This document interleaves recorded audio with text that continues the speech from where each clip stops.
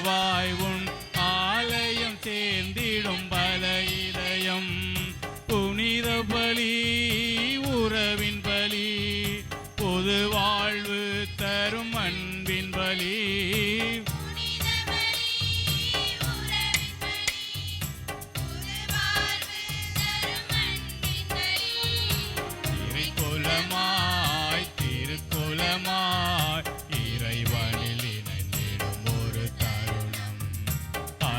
அலையாய் அன்புறவாய் உன் ஆலயம் சேர்ந்திடும் பல இதயம்.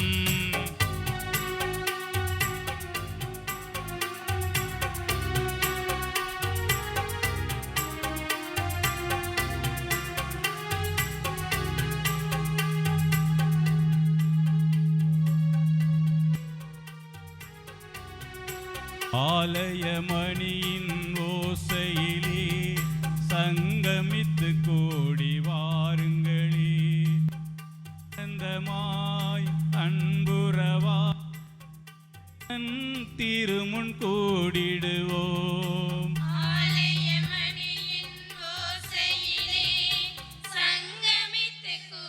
வாருங்களே ஆனந்தமாய்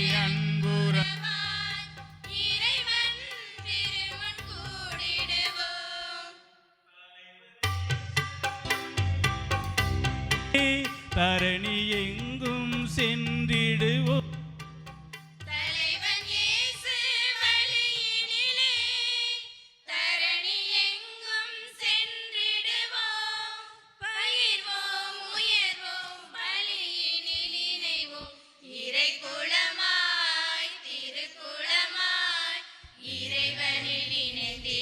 ஒரு தருணம்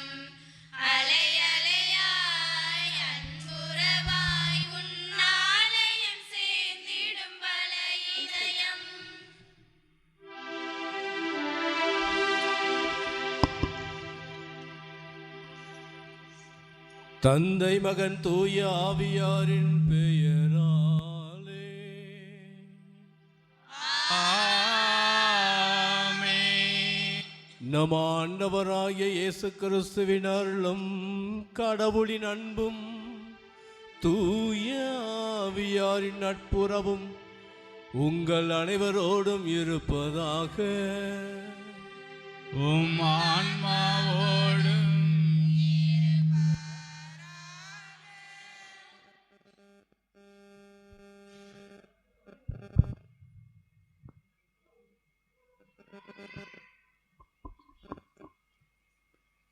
முதல் வாசக முன்னுரை.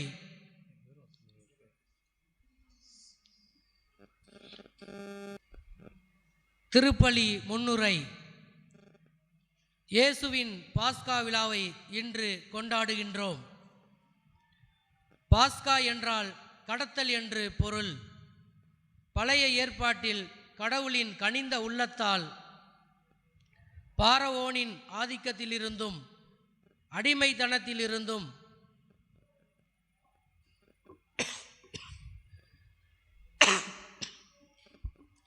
இஸ்ரேல் மக்கள் விடுதலை அடைந்து கானான் நாட்டை உடைமையாக்கி கொண்டனர். அதாவது பாஸ்கா என்றால் கடத்தல் நிகழ்வின் வழியாக தீமையின் ஆதிக்கத்திலிருந்து கடந்து வந்து நித்தியத்திற்கும் நிலையான இறைவனை பற்றி கொண்டனர். பழைய ஏற்பாட்டில் பாவத்திற்கு கழுவாயாக செம்மறி ஆடுகள் பலியிடப்பட்டன. புதிய ஏற்பாட்டிலோ பாவம் போக்கும் செம்மறியாக இயேசுவே பலியாகின்றார். இயேசு தன்னை உடைத்து தனது உடலையும் இரத்தத்தையும் நமக்கு உணவாக தருகின்றார். உலகின் நோய்க்கு மருந்து அன்பு. அன்பு கட்டளையை கொடுத்து அன்பை ஆடையாய் அணிந்து கொள்ள சொன்ன புனித நாள் இன்று. இந்த அன்புக்கு தங்களையே தாரை வார்த்து அன்பின் ஊழியர்களான குருக்களை ஏற்படுத்திய அன்பின் நாள் இன்று. இயேசுவைப் போல அன்பு செய்ய வரம் கேட்போம். அரச குருத்துவ திருக்கூட்டமாய் மிளிர சக்தி கேட்போம். நம் ஆன்ம நோய்க்கு அவரின் விருந்து மருந்தாய் ஆகிட ஜெபிப்போம். இன்றைய வழிபாடு 4 பிரிவுகளாய் அமைந்துள்ளது. பிரிவு 1 இறைவாக்கு வழிபாடு.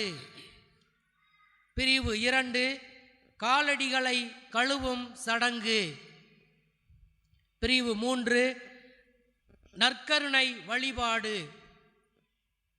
பிரிவு 4 நற்கருணை இடமாற்ற பவனி.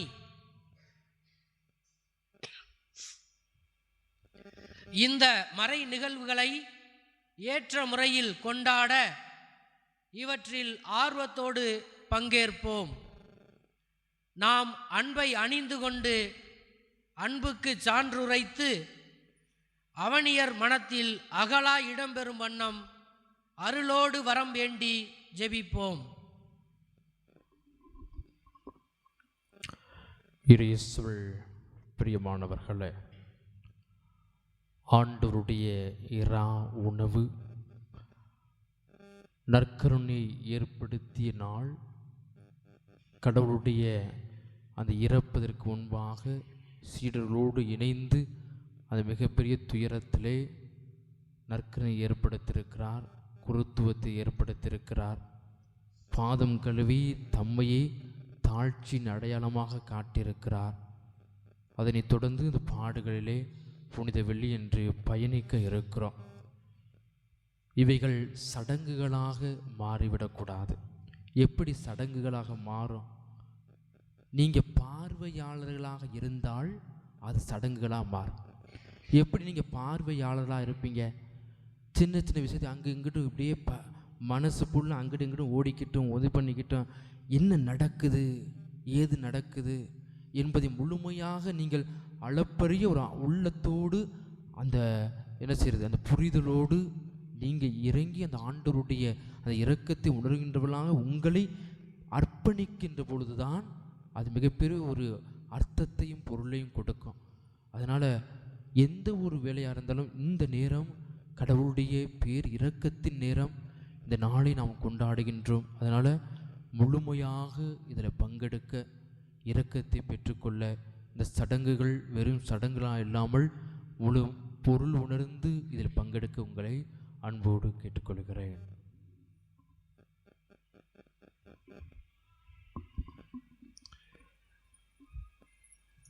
கிறிஸ்துவில் பிரியமுள்ள சகோதர சகோதரிகளே, இந்த திருப்பலியை தகுந்த முறையில் ஒப்புக் கொடுக்க தடையாக இருக்கின்ற நம்முடைய குற்றம் குறைகள் பாவங்கள், சிறப்பாக இந்த நற்கருணை ஆண்டவர் நற்கருணை ஏற்படுத்திய இந்த பெருவிழாவிலே இந்த நற்கருணைக்கு கொடுக்க வேண்டிய மரியாதையை கொடுக்க தவறிய நேரங்கள், அந்த நற்கருணையை ஏற்படுத்தி கொடுக்கின்ற குருக்களுக்கு கொடுக்க வேண்டிய மதிப்பு மரியாதையை கொடுக்க தவறிய நேரங்கள் என்று எல்லா குற்றங்களுக்காகவும் பாவங்களுக்காகவும் மனவருந்தி ஆண்டவரிடம் மன்னிப்பு வேண்டுவோம்.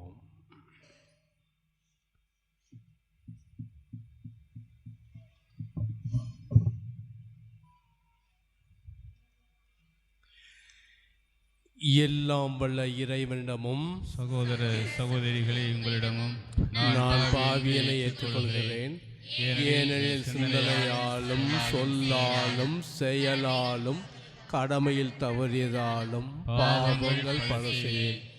என் பாவமே என் பாவமே என் பெரும் பாவமே. ஆகையால் எப்போதும் கன்னியான புனித மரியாவையும் வானதுதர் புனிதர் அனைவரையும் சகோதர சகோதரிகளே உங்களையும் நம் இறைவனாகிய ஆண்டவரிடம் எனக்காக வேண்டிக்கொள்ளாம் மன்றாடுகிறேன். எல்லாம் வல்ல இறைவன் நம் மீது இரக்கம் வைத்து நம் பாவங்கள் அனைத்தையும் மன்னித்து நம்மை நிலை வாழ்வுக்கு அழைத்து செல்வாராக. ஆமென்.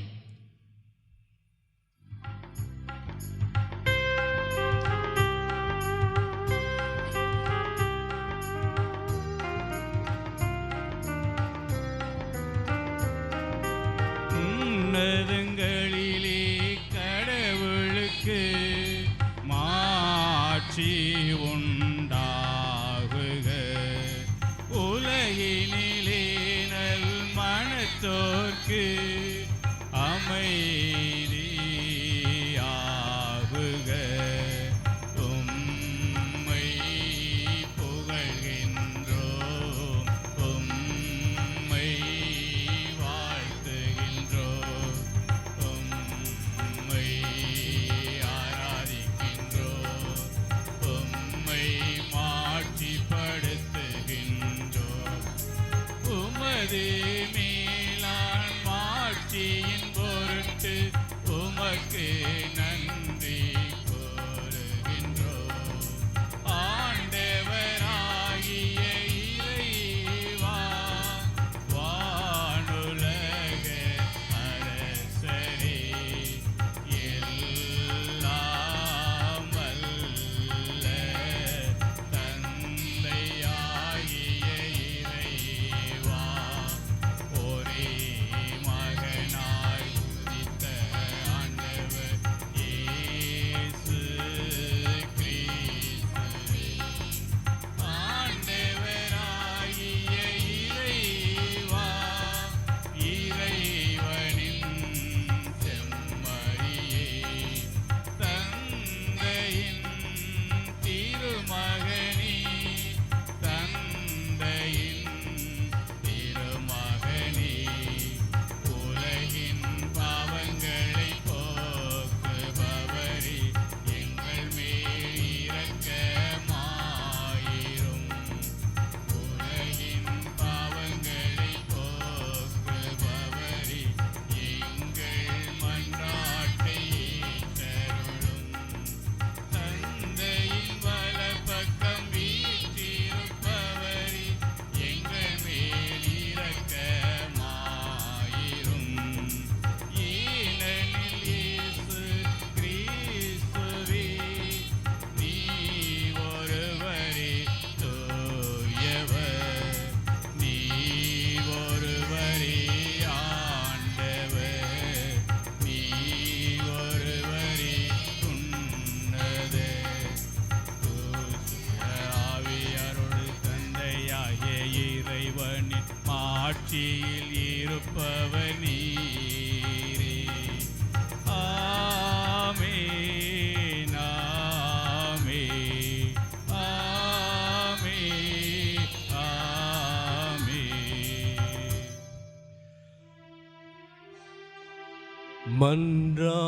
மன்றாடுவோமாக.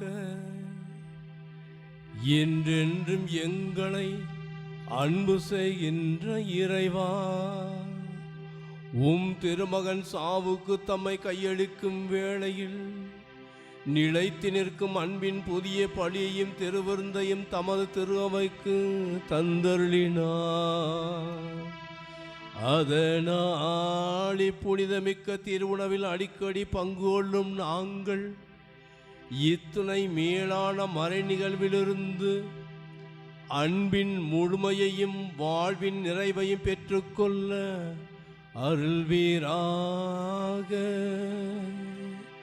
உம்மோடு தூய ஆவியாரின் ஒன்றிப்பில் இறைவனாய் என்றென்றும் வாழ்ந்து ஆட்சி செய்கின்ற எங்கள் ஆண்டவரும் உம்முடைய திருமகனுமாகிய இயேசு கிறிஸ்து வழியாக உம்மை மன்றாடுகின்றோம். ஆமென்.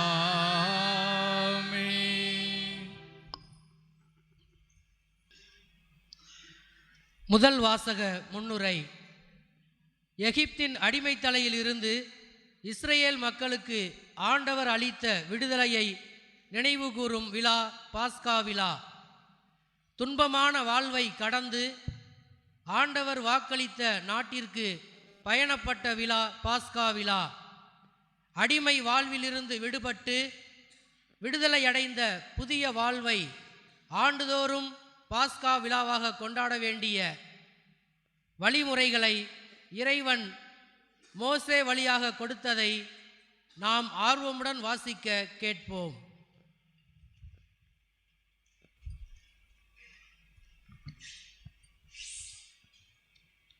முதல் வாசகம். பாஸ்கா இரவானது பற்றிய விதிமுறைகள். விடுதலை பயண நூலிலிருந்து வாசகம். அதிகாரம் 12, இறைவார்த்தைகள் 1 முதல் 8 மற்றும் 11 முதல் 14 நிறைவாக. எகிப்து நாட்டில் ஆண்டவர் மோசேயுக்கும் ஆரோனுக்கும் பின்வருமாறு கூறினார்.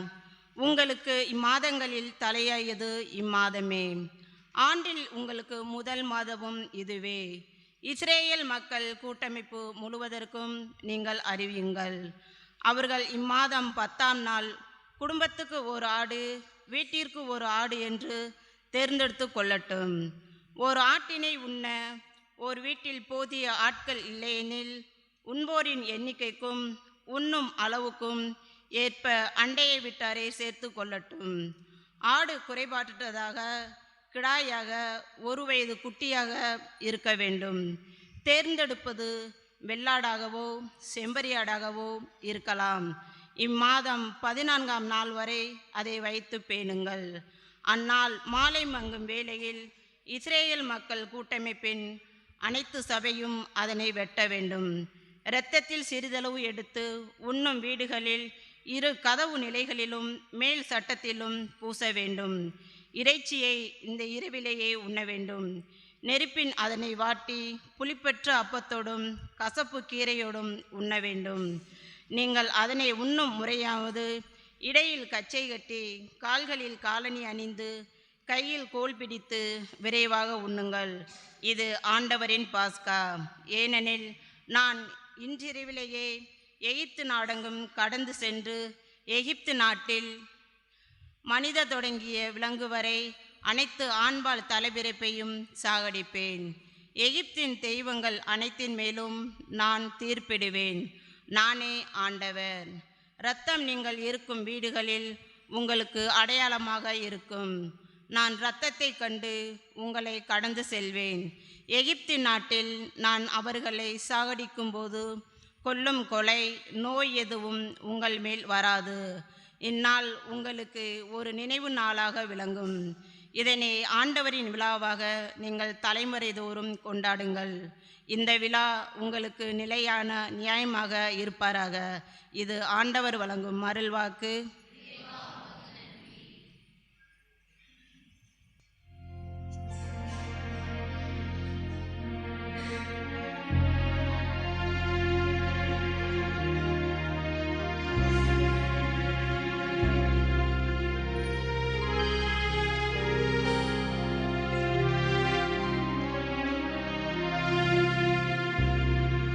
கடவுளை போற்றி கிண்ணத்தில் பருகுதல் கிறிஸ்துவின் இரத்தத்தில் பங்கு கொள்வதன்றோ.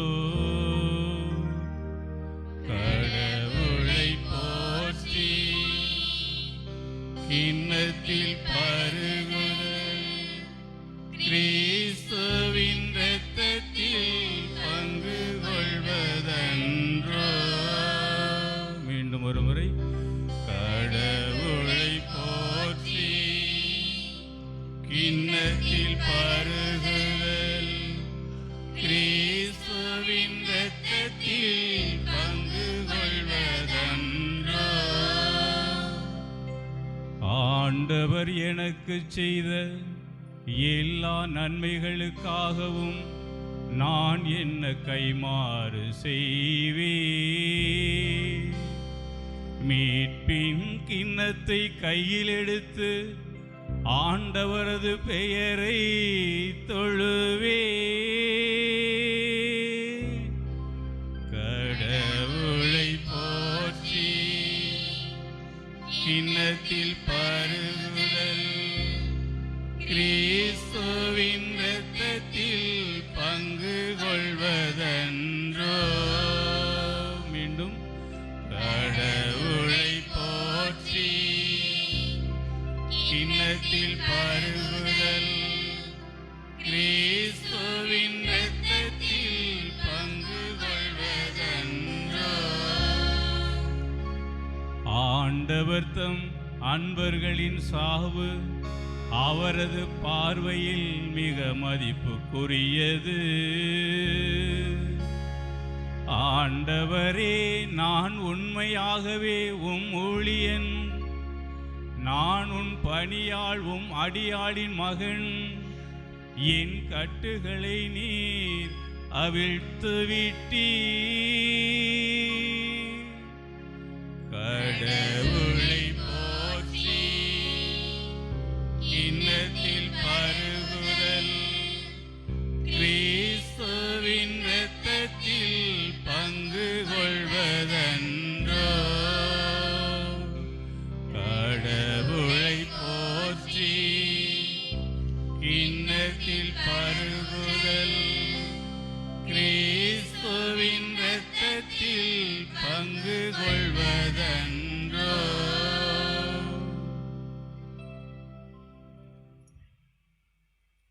இரண்டாம் வாசகம் முன்னுரை. 1 கொரிந்தியர் அதிகாரம் 11 வாழ்வு தரும் வார்த்தைகள் 23 தொடங்கி 26 நிறைவாக. ஒவ்வொரு முறையும் நாம் இயேசுவின் உடலையும் இரத்தத்தையும் உணவாகவும் பானமாகவும் உண்ணும்போது இயேசுவின் பாஸ்கா விருந்தில் நாம் பங்கேற்கின்றோம். எனவே இது வெறும் சடங்கு அல்ல. நாம் இந்த அப்பத்தை உண்டு கிண்ணத்திலிருந்து பருகும் போதெல்லாம் அவர் சாவை அறிவிக்கின்றோம் என்ற மனநிலையுடன் இவ்வாசகத்துக்கு செவி கொடுப்போம்.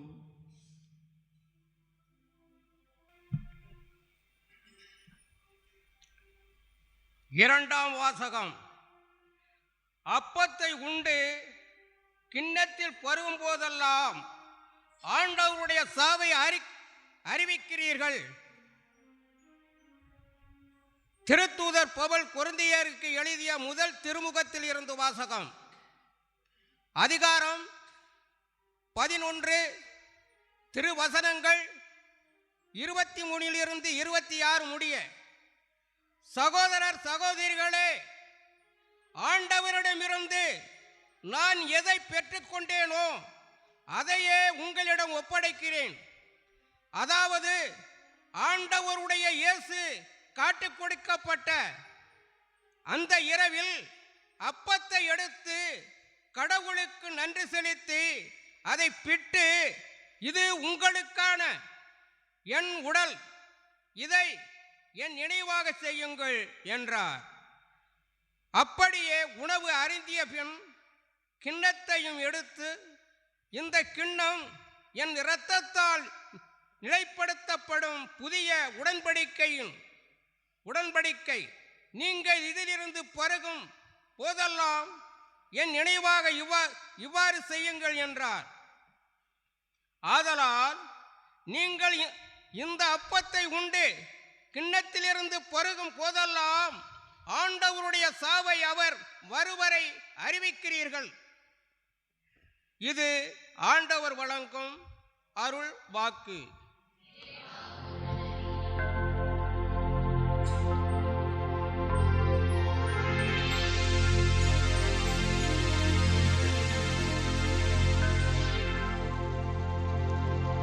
புதியதோர் கட்டளை உங்களுக்கு தருகிறேன், நான் உங்களுக்கு அன்பு செய்தது போலவே நீங்களும் ஒருவர் ஒருவர் அன்பு செய்யுங்கள் என்கிறார் ஆண்டவர்.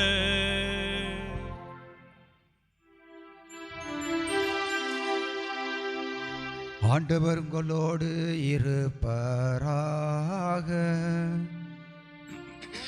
ஆன்மாவோடும் இருப்பாராக. புனித யோவான் எழுதிய நற்செய்தியிலிருந்து வாசகம். ஆண்டவரே, மாட்சி உமக்கே.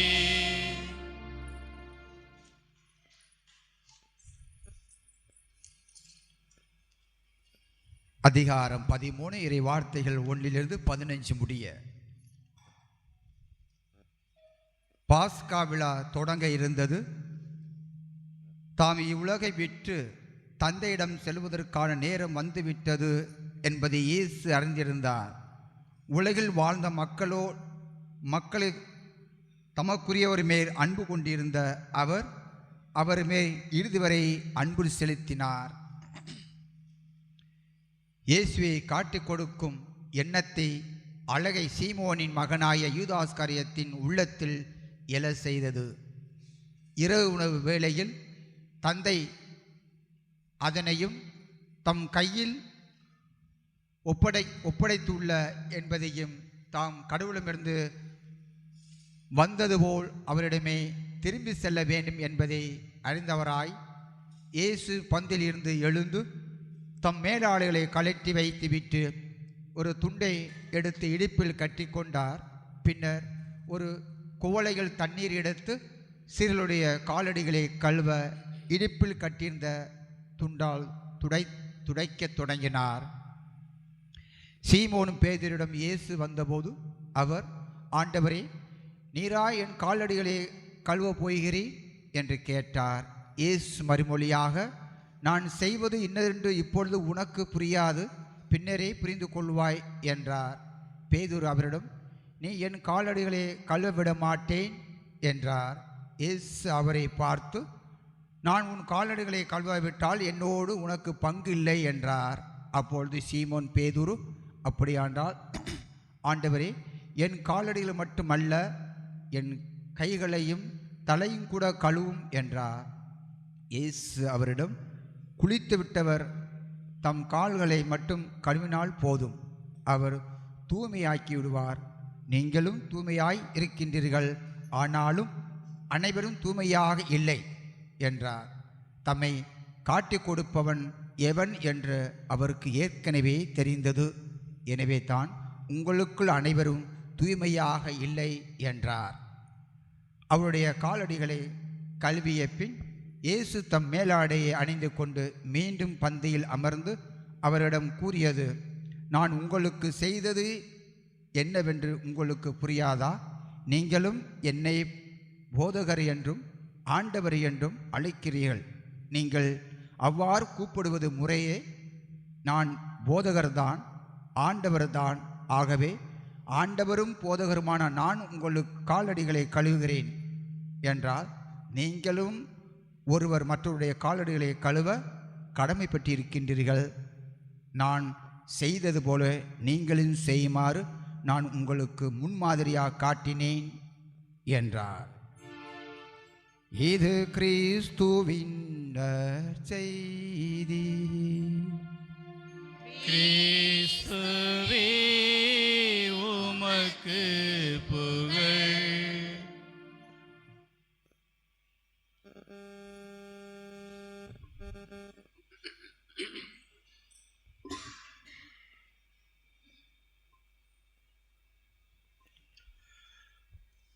கிறிஸ்துவில் பிரியமுள்ள சகோதர சகோதரிகளே, நம்முடைய திரு அவையிலே கொண்டாடுகின்ற மிக முக்கியமான மாபெரும் விழாக்களில் இன்றைய திருவிழாவும் ஒன்று. இன்றைய திருவிழாவினுடைய மைய கருத்து என்ன சொல்லுங்க பார்ப்போம். இன்றைய திருவிழாவில் நாம் எதை கொண்டாடுகிறோம்? ஆண்டவர் ராவுணவை கொண்டாடியது. அடுத்து குருத்துவத்தை ஏற்படுத்தியது, பாதம் கழுவும் சடங்கு, நற்கருணை அதான் முதல்ல வரணும். நற்கருணை ஏற்படுத்தியது அதான் முதல்ல வரணும். சரி, இன்றைக்கு குருத்துவத்தை ஏற்படுத்திய நாள் அப்படின்னு சரியாக சொல்லிட்டீங்க. இப்போ நான் கேட்குற கேள்விக்கு எல்லாருமே இல்லைன்னு தான் பதில் சொல்லுவீங்க. பாருங்கள், இன்றைக்கு நம்ம எல்லாருக்குமே திருமுழுக்கு கொடுத்தது கண்டிப்பாக ஒரு குருவானவர் தான். ஒரு சில பாதஸ் உயிரோடு இருப்பாங்க, ஒரு சில பாதஸ் இறந்துருப்பாங்க. அவருக்காக ஜெபித்தீர்களா? இல்லை. நமக்கு புதுநன்மை கொடுத்தது கண்டிப்பாக ஒரு குருவானவர் தான். ஜெபித்தீர்களா? இல்லை. நமக்கு உறுதி பூசல் கொடுத்த ஆயர் அவரும் ஒரு குருவானவர் தான். அவருக்காக ஜெபித்தோமா? இல்லை. திருமணமானவர்கள் நிறைய பேர் இருக்கிறீங்க. உங்களுடைய திருமணத்தை மந்திரித்து ஆசீர்வதித்து கொடுத்த குருவானவர்களுக்காக ஜெபித்தீர்களா? இல்லை. அப்போ குருக்களுக்காக நீங்கள் என்ன தான் பண்ணீங்க? சில சமயம் நம்ம நினச்சிக்குவோம், எப்போயாவது ஒரு திருவிழா டைமில் ஃபாதர்ஸுக்கு நல்ல ஒரு சாப்பாடு கொடுத்தா சரி அப்படின்னு சொல்லிட்டு. குருக்கள் உன்னதமான புனிதமான நிலையில் வாழ்வதற்கு உண்மையிலேயே ஒவ்வொரு இறை மக்களுடைய செபமும் மிக அவசியமானது. அதிலும் சிறப்பாக ஒவ்வொரு பங்கில் இருக்கின்ற அந்த இறை மக்கள் உங்களுடைய பங்கு தந்தைக்காக, உங்கள் பங்கிலே பணியாற்றுகின்ற குருக்களுக்காக செபிக்க வேண்டும். இனிமையாவது அதை செய்யுங்க, கண்டிப்பாக செய்யுங்கள். என்றால் இறை மக்களுடைய ஜெபம் இல்லாமல் குருக்களால் தனித்து அவ்வளோ பெரிதாக ஒன்றும் செய்ய முடியாது. இறை மக்களுடைய ஜெபம் அவசியம். சரி, அதை பற்றி அப்புறம் பார்ப்போம். ஒரு சின்ன கதை உங்களுக்கு ஒருவேளை தெரிந்திருக்கும். அதாவது ஒரு ஆசிரமம் இருக்கிறது. அங்கே ஒரு சுவாமிஜி இருக்கிறாரு, அவரோட மற்ற சீடர்கள்லாம் இருக்கிறாங்க. ஆனால் அந்த ஆசிரமத்தில் எலித்தொல்லை கொஞ்சம் அதிகம். எலித்தொல்லை பயங்கரமாக இருந்துச்சு. அதனால் பார்த்தாங்க, இவங்க ஜெபம் பண்ணும்போது எலிகள் அங்கிட்டு இங்கிட்டும் ஓடி பெரிய பிரச்சனை பண்ணிக்கிட்டே இருந்துச்சு. அவங்களால உட்காந்து ஜெபிக்க முடியலை. அப்போ என்ன பண்ணாங்க, எல்லோரும் கூடி பேசி, சரி ஒரு பூனையை கொண்டு வருவோம். அந்த பூனையை கொண்டு அந்த பூனை என்ன செஞ்சிடும், எலிகளை எல்லாத்தையும் சாப்பிட்றோம். சரி, எலிகளை எல்லாம் சாப்பிட்டுட்டா அதுக்கு பிறகு இந்த எலி தொல்லை முடிஞ்சிடும், நம்மளும் நிம்மதியாக உட்காந்து செபிக்கலாம் அப்படின்னு சொல்லி ஒரு பூனையை கொண்டு வந்தாங்க. அந்த பூனை என்ன பண்ணுச்சு, எல்லா எலியவும் சாப்பிட்டு முடிச்சிருச்சு. இப்போ என்ன தொல்லை இல்லை, எலி தொல்லை இல்லை. கொஞ்ச நாளில் என்னாச்சு, அந்த பூனைக்கும் வயசாகி போச்சு, அந்த பூனையும் செத்து போச்சு. சரியா, அந்த பூனையும் செத்து போச்சு. எலியும் முடிஞ்சு பூனையும் முடிஞ்சு. அவங்க என்ன பண்ணியிருக்கலாம், பேசாமல் அப்படியே இருந்திருக்கலாம். அவங்க என்ன பண்ணாங்க, ஏன்னா ஒவ்வொரு நாளும் அந்த பூனையை அவுத்து விட்டு எலியை சாப்பிட விட்டு ஜெபத்துக்கு முன்னால் அந்த பூனையை பிடிச்சி கட்டுவாங்க இல்லையா. இப்போ கட்டுறதுக்கு பூனை இல்லை. அதனால் ஒருத்தர் போய் ஒரு பூனையை வாங்கிட்டு வந்தாராம். எதுக்கு, அங்கே எலியே இல்லை, அப்புறம் எதுக்கு பூனையை கட்டணும். ஆனால் பூனையை கட்டிட்டு தான் ஜெபம் ஆரம்பிக்கணும்னு ஒரு பழக்கத்தை கொண்டு வந்துட்டு அது அப்படியே ஒரு சடங்காக மாறிவிட்டது. அது எதுக்காக சொல்கிறேன்னா, நம்முடைய தந்தை அவர்கள் தொடக்கத்திலே சொன்னாங்க, இது வெறும் சடங்கு அல்ல. அதனால ஞாபகத்தில் வச்சுருக்கணும். பல வேளைகளிலே நம்முடைய திருப்பலி கொண்டாட்டங்கள் அல்லது அருளடையாள கொண்டாட்டங்கள் ஒரு சடங்காக மாறி போய் விடுகிறது. என்னன்னாக்கும், ஏதோ போகணும், உட்காரணும், எல்லோரும் எந்திரிக்க சொல்லும்போது எந்திரிக்கணும், உட்காரும்போது உட்காரணும், அப்படி சடங்காக நினைப்பதால் தான் இந்த காலகட்டத்தில் என்ன ஆகி போகிறது என்றால், சில சமயத்தில் நானே பார்த்துருக்குறேன், இந்த காலத்தில் நம்ம நற்கருணை எழுந்தேற்றம் ஆகி கொண்டு இருக்கும், அப்போ தான் யாராவது மொபைலை தூக்கிட்டு வெளியே போவாங்க. நற்செய்தி வாசிக்கிட்டு இருப்பாங்க, மொபைலை தூக்கிட்டு ஹலோன்னு சொல்லிட்டு போவாங்க. இதுதான் அந்த சடங்கு முறை. அதாவது இப்போ ஒரு கல்யாண வீட்டுக்கு போகிறோம், அங்கே ஒரு சடங்கு நடக்குது, நம்ம ஒரு ஃபோனை தூக்கிட்டு வெளியே போகிறதுனால ஒன்றும் ஆக போகிறது கிடையாது. ஆனால் இந்த அருளடையாள கொண்டாட்டங்களிலே நாம் கலந்து கொள்ளுகின்ற பொழுது அதில் நாம் பங்கேற்க வேண்டும். வெறும் சடங்குக்காக வந்தவர்களாக இருக்கக்கூடாது, அதிலே நாம் பங்கேற்க வேண்டும். அதில் பங்கேற்பது என்றால் அதனுடைய முழு பொருள் என்ன என்பதை நாம் முழுமையாக புரிந்து கொண்டு அதில் பங்கேற்க வேண்டும். எனவே இந்த நாளுக்குரிய முக்கியமான அந்த ஒரு மைய பொருள் என்ன அப்படின்னு சொல்லி பார்ப்போம். முதலாவதாக, இந்த புனித வியாழன் அல்லது பெரிய வியாழனிலே நாம் கொண்டாட வேண்டியது நம் ஆண்டவராகிய இயேசு கிறிஸ்துவின் தாழ்ச்சி. ஆண்டவராகிய இயேசு கிறிஸ்துவின் தாழ்ச்சி. எனவே நாமும் அவரை போலவே தாழ்ச்சியாக வாழ அழைக்கப்படுகிறோம் என்பதை புரிந்து கொள்ள வேண்டும். இந்த ஆண்டவருடைய தாழ்ச்சி என்று வருகின்ற பொழுது அதற்கு பல நிலைகள் உண்டு. நான் ஒன்று சொல்ல பாருங்களேன். பிலிப்பியருக்கு எழுதிய திருமுகத்திலே 2ஆம் அதிகாரத்திலே நாம் பார்த்தோம் என்றால் இதை பவுலடியார் மிக அழகாக சொல்லுவார். கடவுள் தன்மையில் விளங்கிய அவர் அந்த கடவுள் தன்மையை வலிந்து பற்றி கொண்டிருக்க வேண்டியதொன்றாக கருதவில்லை, மாறாக மனிதனாக மாறுகிறார். ஆக இது முதல் நிலை. பாருங்கள் கிறிஸ்துவில் பிரியமானவர்களே, கடவுளுடைய தாழ்ச்சியினுடைய முதல் நிலை என்னவென்றால், கடவுள் நிலையிலிருந்து மனித நிலைக்கு இறங்கி வருகிறார். அது முதல் படி. இரண்டாவது படி என்னவென்று பாருங்கள். இப்போ மனித நிலை என்றால் மனித நிலையிலே பல பிரிவுகள் அல்லது உண்டு. உதாரணமாக பழைய காலத்திலே அரசர்கள் எல்லாம் இருந்தார்கள். ஒரு நாட்டினுடைய முதல் குடிமகன் யார் என்றால் அரசன். இப்போ இன்றைக்கி நம்ம நாட்டினுடைய முதல் குடிமகன் அல்லது குடிமகன் என்றால் என்ன சொல்லுவாங்க? பிரசிடென்ட் சொல்லுவாங்க இல்லையா, நாட்டினுடைய அதிபர். அதுக்கு அடுத்து பிரைம் மினிஸ்டர், சீஃப் மினிஸ்டர் இப்படிலாம் சொல்லுவாங்களே. இது மனித நிலையிலே பல நிலைகள் உண்டு. இவர் எந்த நிலைக்கு வருகிறார் பாருங்களேன். மனித நிலையிலே மிகவும் கீழ்ப்பட்ட நிலை எது? அடிமை நிலை.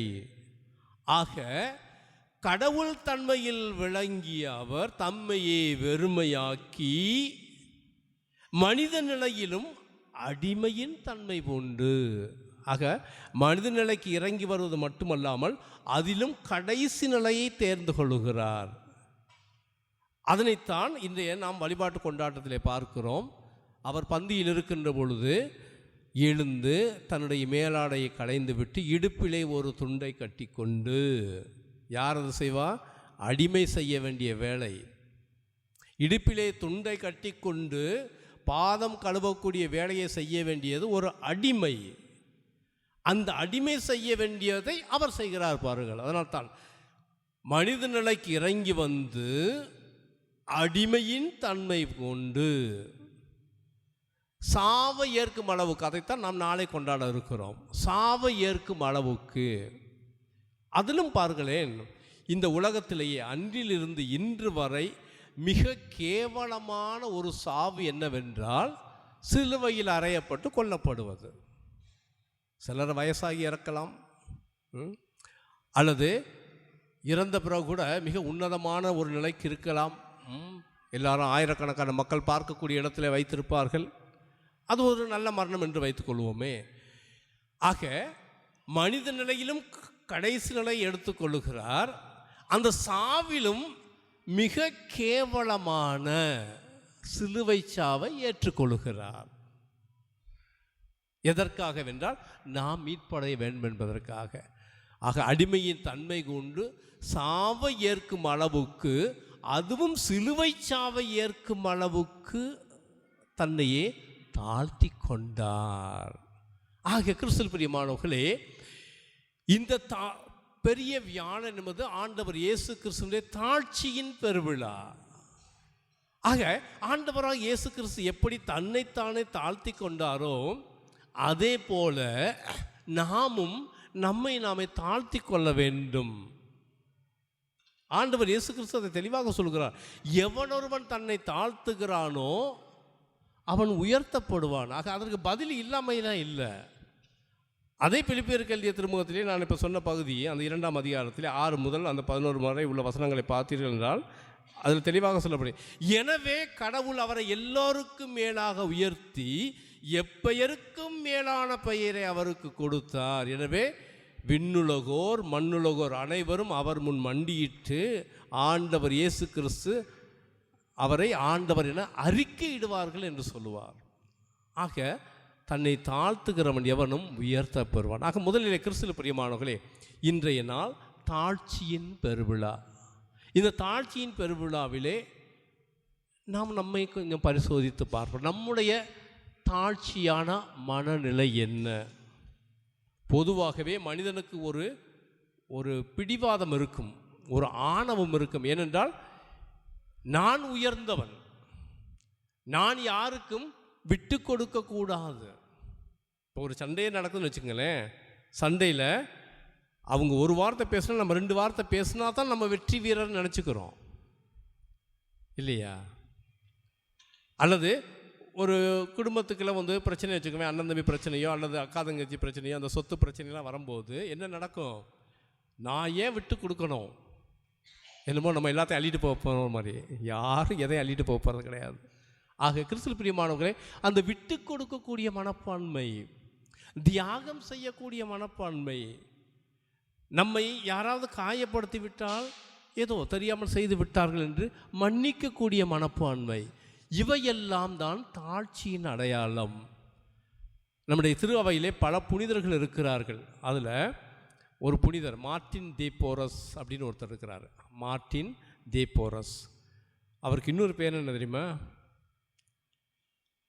தொடப்பக்கட்டையின் புனிதர். நிஜமா அவர் பேர். அவருக்கு சில பேர் சொல்லுவாங்க அந்த என்னது நோயுற்றோருக்கு பாதுகாவலர் அல்லது யாத்ரீகர்களின் பாதுகாவலர், இப்படிலாம் பல புனிதர்கள் பேருங்க. இவருக்கு தொடப்பக்கட்டையின் புனிதர், இன்னொன்று சொல்லணும்னா அந்த விளக்கமாத்து புனிதர் அப்படின்னு சொல்லுவாங்க. ஏனென்றால் அவர் தன்னையே தாழ்த்தி அவர் என்ன வேலை செய்வார்னா, எல்லாரும் அவங்க இருக்கிற வீட்டில் எல்லாரும் என்ன வேலை செஞ்சாலும் இவர் விளக்கமாறு எடுத்துக்கிட்டு எல்லா இடத்தையும் கூட்டுவார். எல்லாரும் பயன்படுத்தக்கூடிய அந்த வாஷ்ரூம், அந்த டாய்லெட்டு இதெல்லாம் க்ளீன் பண்ணுவார். இந்த வேலையை தான் பார்ப்பார். ஒரு இவ்வளவுக்கும் அவருக்கு பல வரங்கள் இருந்தது. அவர் எங்கு சென்றாலும் யார் மீது கை வைத்தாலும் புதுமை நடக்கும். புனித அந்தோனியாரை போல இவருக்கும் என்ன பைலொகேஷன், ஒரே நேரத்தில் 2 இடத்துல அவரால் இருக்க முடியும். ஒரே நேரத்தில் 2 இடத்துல இருக்க முடியும். அவ்வளவு வரம் பெற்ற ஒரு புனிதருக்கு பேர் தொடப்பக்கட்ட புனிதர். ஏன்னா அவர் செய்த தன்னையே தாழ்த்தி கொண்டு அவர் செய்த பணி, அவ்வளவு அருள் வரங்களை பெற்றவர், புதுமை செய்யக்கூடிய, எங்கு சென்றாலும் புதுமை செய்யக்கூடிய ஒரு புனிதர், ஒரே நேரத்தில் பல இடங்களிலே இருக்கக்கூடிய ஒரு ஆற்றல் பெற்றவர். இருந்தாலும் அவ்வளவு தாழ்ச்சியோடு நடந்து கொண்டார். கிறிஸ்துவில் பிரியமானவர்களே, இவர்களெல்லாம் நமக்கு ஒரு பாடம். இவர்கள் ஆண்டவர் இயேசு கிறிஸ்துவை எப்படி பின்பற்றி இருக்கிறார்கள் என்று பார்க்க வேண்டும். இன்றைக்கு பொதுவாக நம்முடைய திரு அவையில் எங்கே பார்த்தாலும், நான் பல இடங்களில் அதை சந்திச்சிருக்கிறேன். தியானம் கொடுக்க போகின்ற பொழுது எல்லாம் எதுக்கு, யார் அன்பிய தலைவராக இருக்கிறது அதுக்கு சண்டை, யார் பாடற்குழுவில் தலைவராக இருக்கிறது அதுக்கு சண்டை, யார் வழிபாட்டுக்குழுவில் தலைவராக இருக்கிறது அதுக்கு சண்டை. இப்படி ஓடும், எல்லா இடத்துலையும் ஓடும். பாருங்கள், ஆண்டவர் சொன்னது என்ன, நாம் செய்வது என்ன? கிறிஸ்துவில் பிரியமானவர்களே, ஆக இந்த தாழ்ச்சியை நாம் கற்றுக்கொள்ள வேண்டும். முதலாவதாக அதை மனதில் இருத்திக்கொள்வோம். இரண்டாவதாக நாம் கொண்டாடுகின்ற இந்த பெருவிழா பாஸ்கா பெருவிழா, கடத்தல் என்று சொல்லப்படுகிறது. ஆக பழைய பாஸ்கா புதிய பாஸ்கா என்று 2 உண்டு. இந்த பழைய பாஸ்காவை பற்றி தான் முதல் வாசகத்திலே வாசிக்க கேட்டோம். பழைய பாஸ்கா என்ன? கடவுள் இஸ்ராயேல் மக்களை எகிப்தின் நாட்டிலிருந்து விடுவிக்கிறார். வாக்களிக்கப்பட்ட நாட்டிற்கு அவர்களை அழைத்து செல்ல போகிறார். எனவே அவர்கள் செல்வதற்கு முன்பாக ஒரு ஆட்டுக்கிடாயை வெட்டி அவர்கள் சாப்பிட வேண்டும். சாப்பிட்டு விட்டு அந்த உணவை அருந்திவிட்டு அவர்கள் தங்களுக்கு வாக்களிக்கப்பட்ட நாட்டை நோக்கி செல்ல வேண்டும் என்று ஒரு கட்டளை கொடுத்தார். அந்த கட்டளையை ஒவ்வொரு ஆண்டும் அவர்கள் என்ன செய்கிறார்கள், ஆண்டவர்களை விடுவித்த நாள், அடிமைத்தனத்திலிருந்து விடுவித்த நாள் என்று சொல்லி கொண்டாடுகிறார்கள். இன்றும் கொண்டாடுகிறார்கள். இன்றும் அந்த பழக்கம் இருக்கிறது, அவர்கள் கொண்டாட வேண்டும். அதை பழைய பாஸ்கா. நாம் என்ன கொண்டாடுகிறோம் என்றால் புதிய பாஸ்கா. புதிய பாஸ்காவில் பலி கொடுக்கப்பட்டது ஆட்டுக்கிடாய் அல்ல, ஆண்டவராகி இயேசு கிறிஸ்து தன்னையே பலியாக ஒப்பு கொடுக்கிறார். அதனால் தான் இந்த நாளில் நம்ம என்ன பார்க்கிறோம், அவர் என்ன சொல்கிறார், இது என் உடல், இதை வாங்கி உண்ணுங்கள், இது என் இரத்தம், இதை வாங்கி பருகுங்கள் என்று சொல்லி இதை என் நினைவாக செய்யுங்கள் என்று சொன்னது. அவனுடைய கட்டளையினுடைய கீழ்ப்படிதல் தான் இன்றும் நாம் அதை கொண்டாடி கொண்டிருக்கிறோம். ஆக கடவுள் தன் மகன் இயேசு கிறிஸ்து வழியாக உருவாக்கிய பாஸ்கா விழா. எனவே கிறிஸ்துவில் பிரியமானவர்களே, அன்று பழைய பாஸ்கா உணவை உண்டுவிட்டு அவர்கள் வாக்களிக்கப்பட்ட நாட்டிற்கு சென்றார்கள். இப்போ நான் ஒரு கேள்வி வைக்கிறேன். நாம் இந்த புதிய பாஸ்காவாகிய ஆண்டவர் இயேசு கிறிஸ்துவை உண்டுவிட்டு எங்கு செல்ல போகிறோம்? புதிய பாஸ்காவாகிய ஆண்டவர் இயேசு கிறிஸ்துவை உண்டுவிட்டு எங்கே செல்ல போகிறோம்? தெரியலையா? நம்முடைய வாக்களிக்கப்பட்ட நாடு எது? நமக்கு வாக்களிக்கப்பட்ட நாடு எது? சரி, எதுக்கு தான் நம்ம இங்கே இருக்கிறோம்? விண்ணகம். நம்முடைய வாக்களிக்கப்பட்ட நாடு விண்ணகம். கிறிஸ்துவில் பிரியமானவர்களே, நாம் இந்த உலகை சேர்ந்தவர்கள் அல்ல. நாம் இந்த உலகிற்காக படைக்கப்பட்டவர்கள் அல்ல. கடவுள் எதற்காக நம்மை படைத்திருக்கிறார் என்றால், நாம் அவருக்கு உரியவர்களாக வாழ்ந்து நமக்கு கொடுக்கப்பட்டிருக்கிற வாக்களிக்கப்பட்ட நாடாகி விண்ணகத்திற்கு போய் சேர வேண்டும். அதுதான் நம்முடைய நாடு, அதுதான் நம்முடைய வீடு. இறுதி வரை நாம் அவருடைய பிரசன்னத்தில் இருக்க வேண்டும். கிறிஸ்துவில் பிரியமானவர்களே, ஆக இந்த புதிய பாஸ்காவாகிய இயேசுவை உண்டால்தான் நாம் அந்த வாக்களிக்கப்பட்ட நாட்டிற்கு போய் சேர முடியும். அதனால்தான் கிறிஸ்து என்ன சொல்கிறார்? என் உடலை உண்டு என் இரத்தத்தில் பருகினால் ஒழிய உங்களுள் உயிர் இராது. ஆக நாம் விண்ணக வீட்டிற்கு செல்ல வேண்டும் என்றால் இந்த நற்கருணையை உட்கொள்ள வேண்டும். அதுமே எப்படி உட்கொள்ள வேண்டும்? தகுதியான முறையிலே உட்கொள்ள வேண்டும். ஏதோ வந்தோம் கிறிஸ்துவின் சரீரம் ஆமென், அப்படி அல்ல. நாம் ஒவ்வொரு முறையும் அந்த ஆண்டவர் இயேசு கிறிஸ்துவை தகுதியான முறையிலே உட்கொள்ள வேண்டுமாக எப்பொழுதெல்லாம் வாய்ப்பு கிடைக்கிறதோ அப்பொழுதெல்லாம் திருப்பலியிலே பங்கு கொள்ள வேண்டும். திருப்பலியில் பங்கு கொள்கின்ற பொழுது அந்த ஆண்டவர் இயேசு கிறிஸ்துவை தகுதியான முறையிலே நாம் உட்கொள்ள வேண்டும். ஆக இரண்டாவதாக நான் உங்கள் முன்பாக வைக்கின்ற கேள்வி இதுதான். நான் உண்மையிலேயே திருப்பலியில் பங்கேற்பதற்கு ஆர்வமாக வருகின்றேனா? வந்து தகுதியான முறையிலே ஆண்டவர் இயேசு கிறிஸ்துவை உட்கொள்ளுகின்றேனா என்று நாம் சிந்திக்க வேண்டும். நிறைய இடத்துல நம்ம பார்க்கலாம். சில பேர் கேட்போம், விழுந்தடிச்சு கோயிலுக்கு போவாங்க. ஏன் அப்படின்னா சாமியார் திட்டுவார் அப்படின்ட்டு. சாமியார் திட்டுவார். கோயிலுக்கு போகிறது எதுக்கு? சாமியார் திட்டுவார். சில இடத்துல பார்ப்பாங்க. அந்த பெங்களூர்லேயும் சில கோயிலில் பார்த்துருக்குறேன். கோயிலுக்கு வராமல் இருப்பவங்க திடீர்னு கோயிலுக்கு ஒரு 6 மாதம் தொடர்ச்சியாக வருவாங்க. என்ன அப்படின்னா, சாமியார் சொல்லிட்டாரு, ஒரு 6 மாதம் தொடர்ச்சியாக கோயிலுக்கு வந்தால் தான் கல்யாணம் கொடுப்பேன்னு சொல்லிட்டாரு, அதனால் கோயிலுக்கு வர்றோம். கிறிஸ்துவில் பிரியமானவர்களே, நாம் ஆலயத்திற்கு வருவது ஆண்டவர் இயேசு கிறிஸ்துவை உட்கொள்வதற்காக. ஆண்டவர் இயேசு கிறிஸ்துவை உட்கொள்வது நம்முடைய வாக்களிக்கப்பட்ட நாட்டிற்கு செல்வதற்காக. ஞாபகத்தில் வைத்துக்கொள்வோம். மூன்றாவதாக குருத்துவத்தை ஏற்படுத்தியது. இன்றைக்கு இந்த குருத்துவத்தை ஏற்படுத்தியது குருக்களுடைய விழா என்று சொல்கிறோமே, இது யாருக்கு விழா? சொல்லுங்க பார்ப்போம். யாருக்கு சொல்லுங்க? இப்போ நீங்கள் சத்தமாக சொல்லுங்க. இப்போ தான் நல்லா மாட்ட போறீங்க என்கிட்ட. யாருக்கு திருவிழா? ஃபாதர்ஸுங்களுக்கா? 12 சீடர்களுக்கு திருவிழா. இன்றைய குருத்துவத்தை ஏற்படுத்தியதிலே அது யாருக்கு திருவிழா? குருக்களுக்கு. ஆமாவா இல்லையா? நீங்கள் குருக்களா இல்லையா? நீங்கள் குருக்களா இல்லையா? நீங்கள்லாம் குருக்களா இல்லையா? ஒரு சில பேர் ஆமாங்கிறாங்க, ஒரு சில பேர் இல்லைங்கிறாங்க. சரி, 2 பேர், ஒரு சில பேர் ஆமாம் இல்லை ரெண்டையும் சேர்த்து சொல்கிறாங்க. கிறிஸ்துவில் பிரியமானவர்களே, இந்த குருத்துவம் என்று சொல்கிற பொழுது அதில் 2 இருக்கிறது. ஒன்று பணிக்குருத்துவம். அந்த பணிக்குருத்துவத்திலே பங்கேற்கிற நாங்கள் அருள் அடையாளங்களை நிறைவேற்ற வேண்டும். புரிஞ்சுதா? அதற்காகத்தான் அந்த பணிக்குருத்துவம் கொடுக்கப்படுகிறது. பொது குருத்துவத்திலே எல்லா கிறிஸ்தவர்களுக்கும் பங்கு உண்டு. ஆக இன்றைக்கு எங்களுக்கு மட்டும் திருவிழா அல்ல, உங்களுக்கும் திருவிழா இன்று. ஏனென்றால் ஒவ்வொரு கிறிஸ்தவனும் இயேசுவினுடைய குருத்துவத்திலே பங்கு கொள்கிறார். எப்பொழுது அந்த நிகழ்ச்சி நடக்கிறது? நினைப்ப என்ன ஃபாதர் ஒரே கேள்வியாக கேட்டுக்கிட்டு இருக்கிறாரு. இதெல்லாம் நம்ம தெரியாமல் தான் அப்படியே ஓடிக்கிட்டே இருக்கு, காலம் ஓடிக்கிட்டே இருக்கு. நம்ம ஞானஸ்நானம் வாங்கும்போது இனிமேல் அதை கவனிங்க.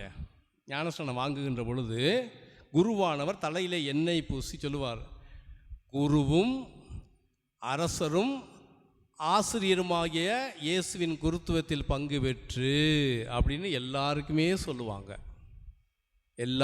சொல்லுவாங்க.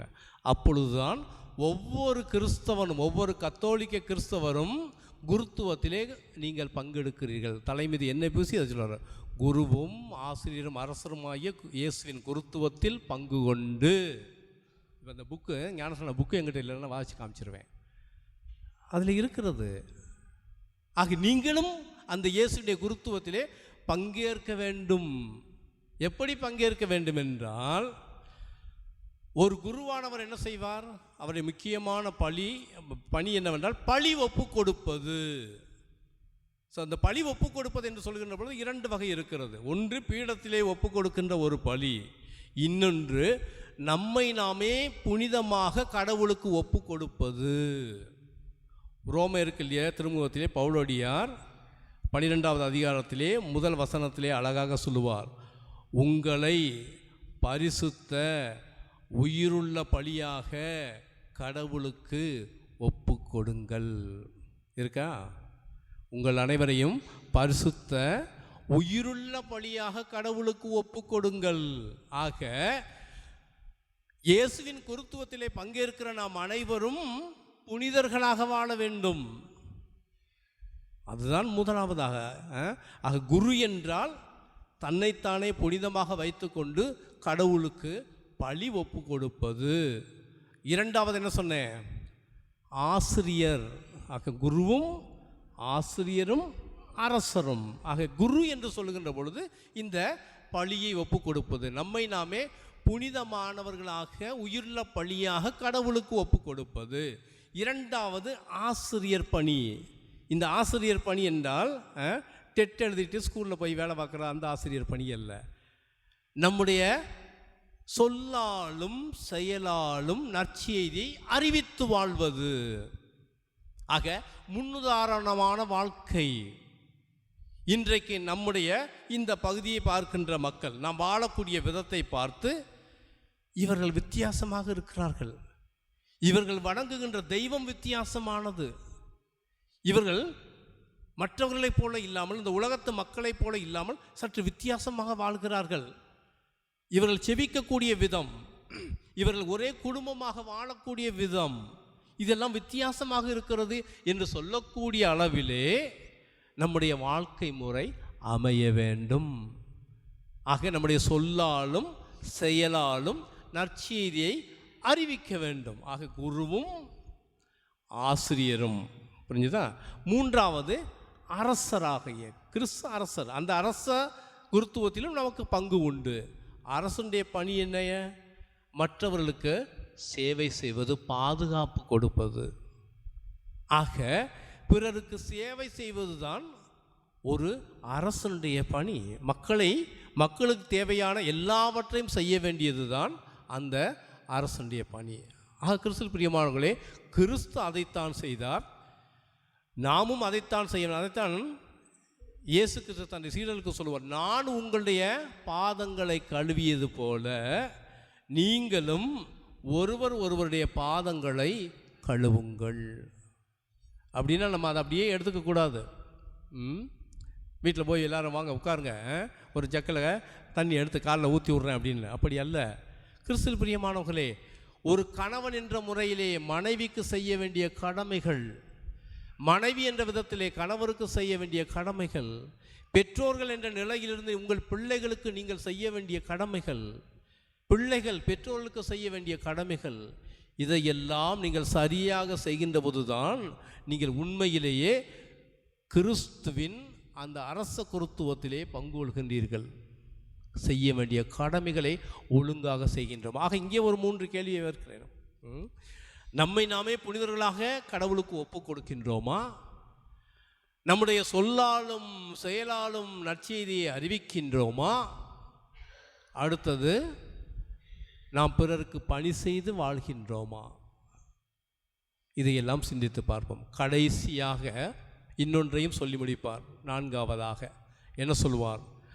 உங்களுக்கு புதியதோர் கட்டளையை நான் கொடுக்கிறேன். இந்த புதிய கட்டளை என்ன?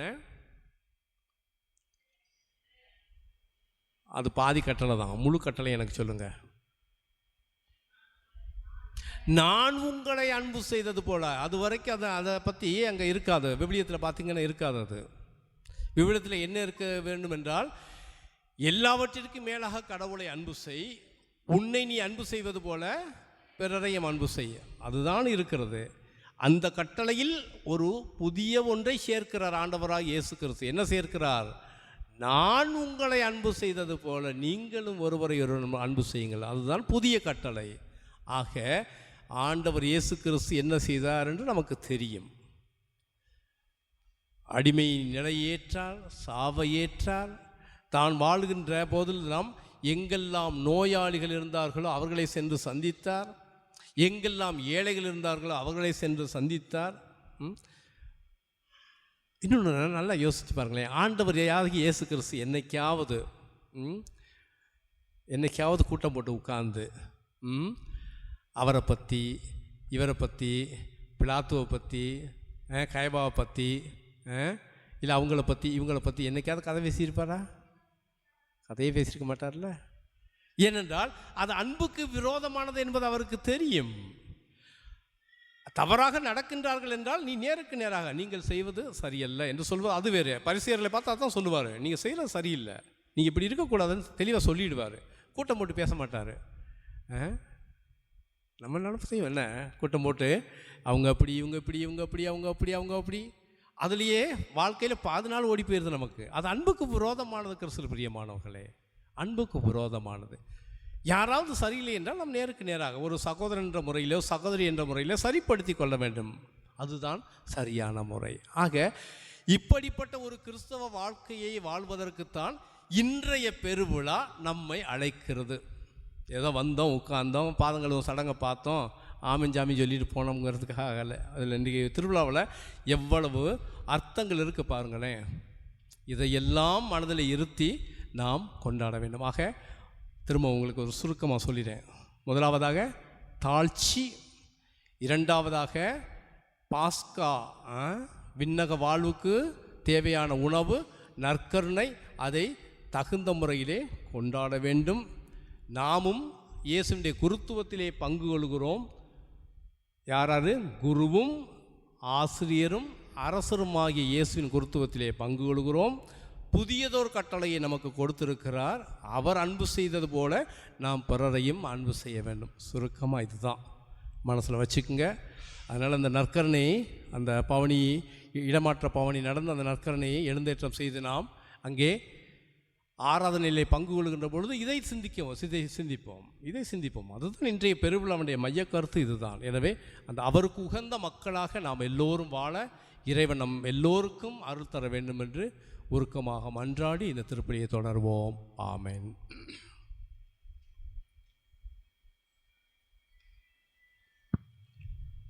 இரண்டாம் பகுதி, காலடிகளை கழுவும் சடங்கு.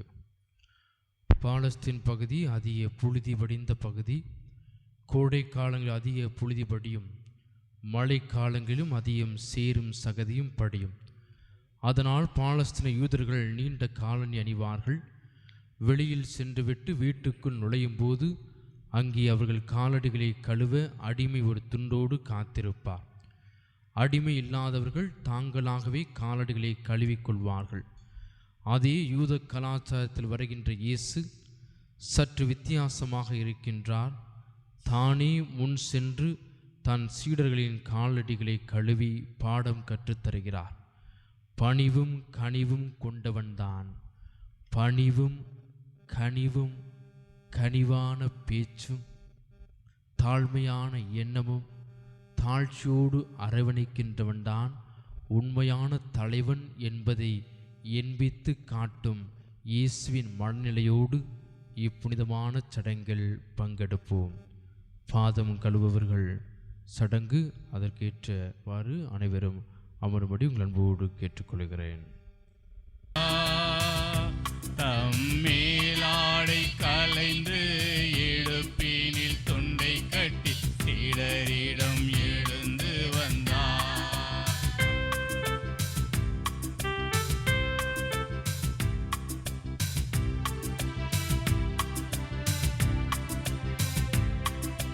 குவளையில் தண்ணீர் மொண்டு சீடர்களின் பாதம் தொட்டு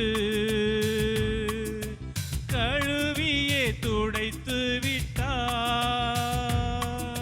பணி வாழ்வின் பெருமை சேர்த்தார். சீமோன்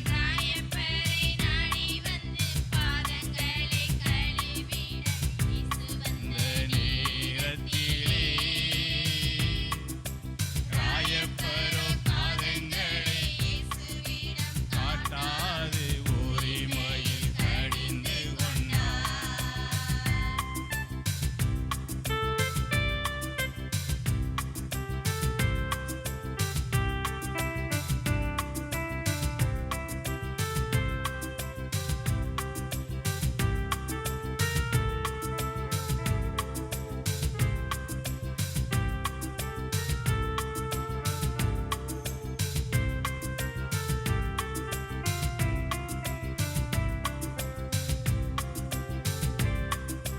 என்னுடைய பாதங்களை என் ஆண்டவர் கழுவுவதா? ஒருபோதும் அனுமதியே, ஒரு காலும் சம்மதியே. செய்வது இன்னதென்று இப்போது புரியாது, பின்னரே புரிந்து கொள்வார். உன் பாதம் கழுவி அனுமதியாவிடு, என்னோடு பங்கில்லை.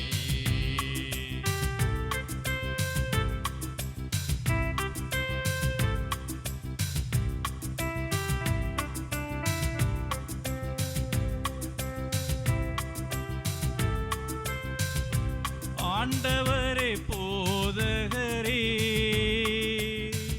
என் கால்களை மட்டுமல்ல என் கைகளை தலையையுமே முழுவதும் கழுவிவிடும். முழுவதும் குளித்தவன் கால் மட்டும் கழுவினான் போதும் என்று அறியாயோ? நான் செய்வதன் அர்த்தம் என்னவென்று உமக்கு இப்போதும் புரியாதோ?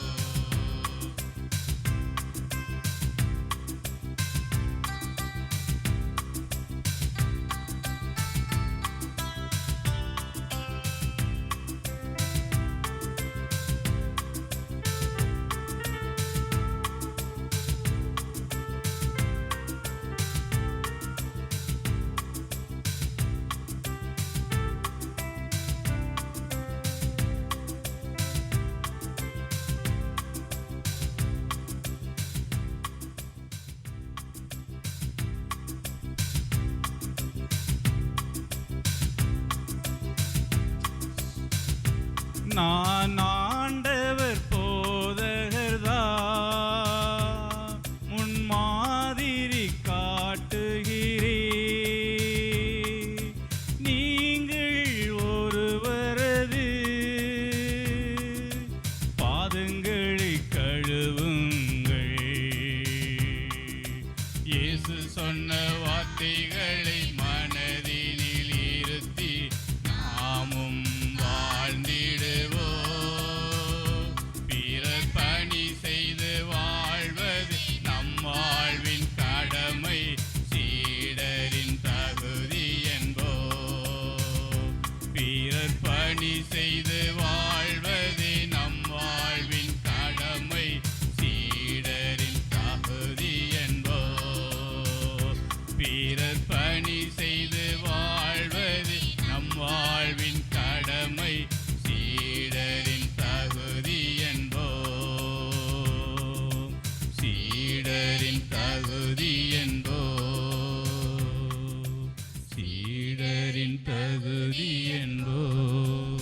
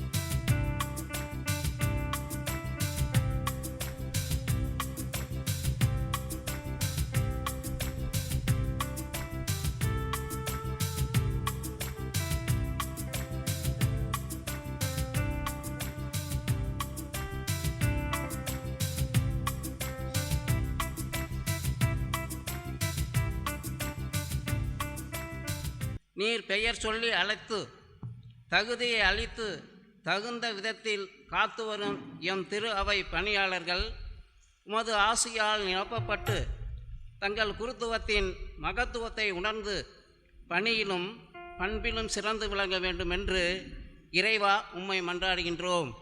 ஆண்டவரே எங்கள் மன்றாட்டை கேட்டதும் திருவிழுந்து அளித்து எம்மை தேற்றும் இறைவா, உம் திருமகன் இன்று நிறுவிய ஒப்பற்ற அருள் அடையாளமாகிய தூய நற்கருணையின் ஆற்றலை நாங்கள் நன்கு உணரவும் அதை மதித்து போற்றவும் அதை உட்கொள்ளும் நாங்கள் உம் திருமகனைப் போன்று அன்பு பணிகள் புரியவும் அருள் புரிய வேண்டுமென்று இறைவா உம்மை வேண்டி மன்றாடுகின்றோம். ஆண்டவரே எங்கள் மன்றாட்டை கேட்டருளும். மனித நேயத்தை மாண்புடன் காக்கும் இறைவா, உம் அன்பு கட்டளைகளுக்கு உருக்கொடுக்கும் விதத்தில் எங்கள் வாழ்வு அமையவும் எம்மிடையே எழும் வாழும் நலிவுற்றோர் நோயாளிகளை நன்கு பராமரிக்கப்படவும் தொண்டு ஏற்படுவதை விட தொண்டு புரிவதில் நாங்கள் என்றும் மகிழ்ந்திருக்கவும் அருள் புரிய வேண்டுமென்று இறைவா உம்மை மன்றாடுகின்றோம். ஆண்டவரே எங்கள் மன்றாட்டை கேட்டருளும்.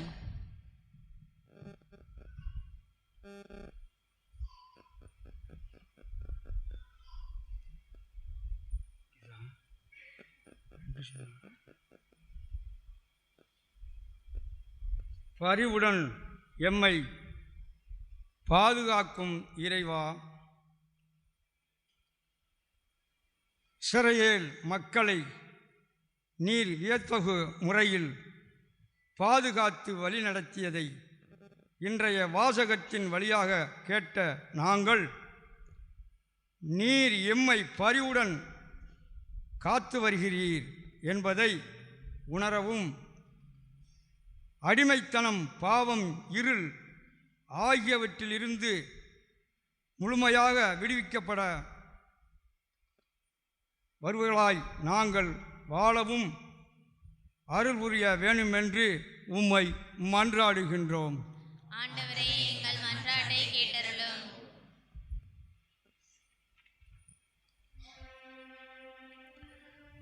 சிறிது நேரம் மௌனமாக நம்முடைய தனிப்பட்ட தேவைகளுக்காக மன்றாடுவோம்.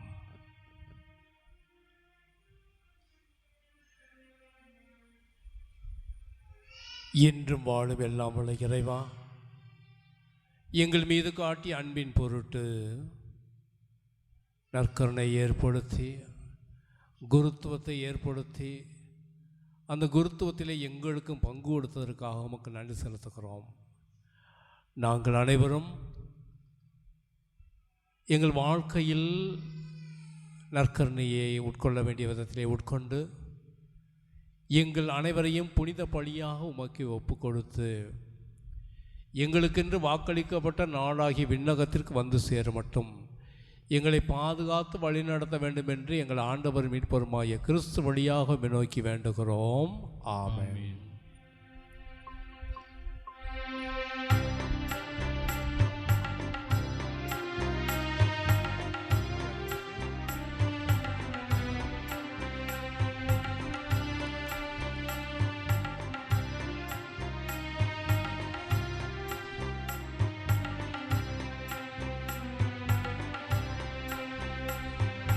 அன்பும் நட்பும் எங்குள்ளதோ அங்கு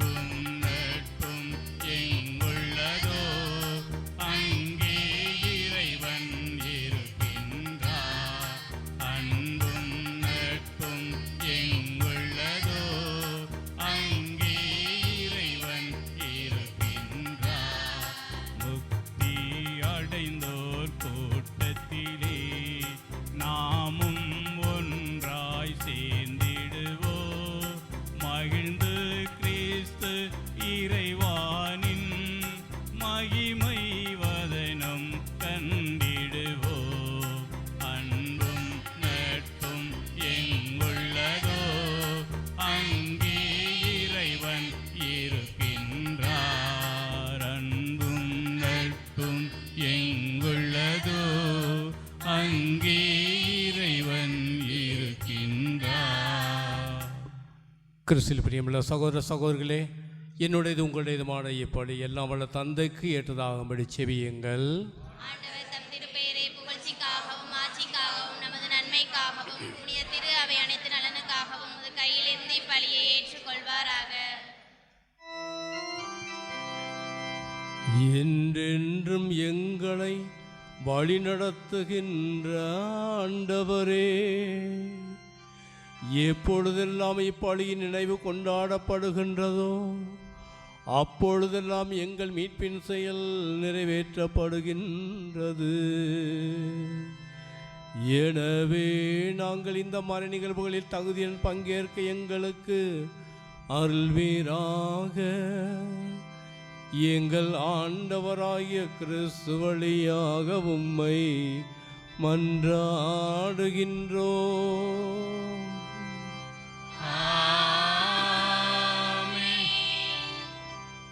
ஆண்டவர் உங்களோடு இருப்பாராக.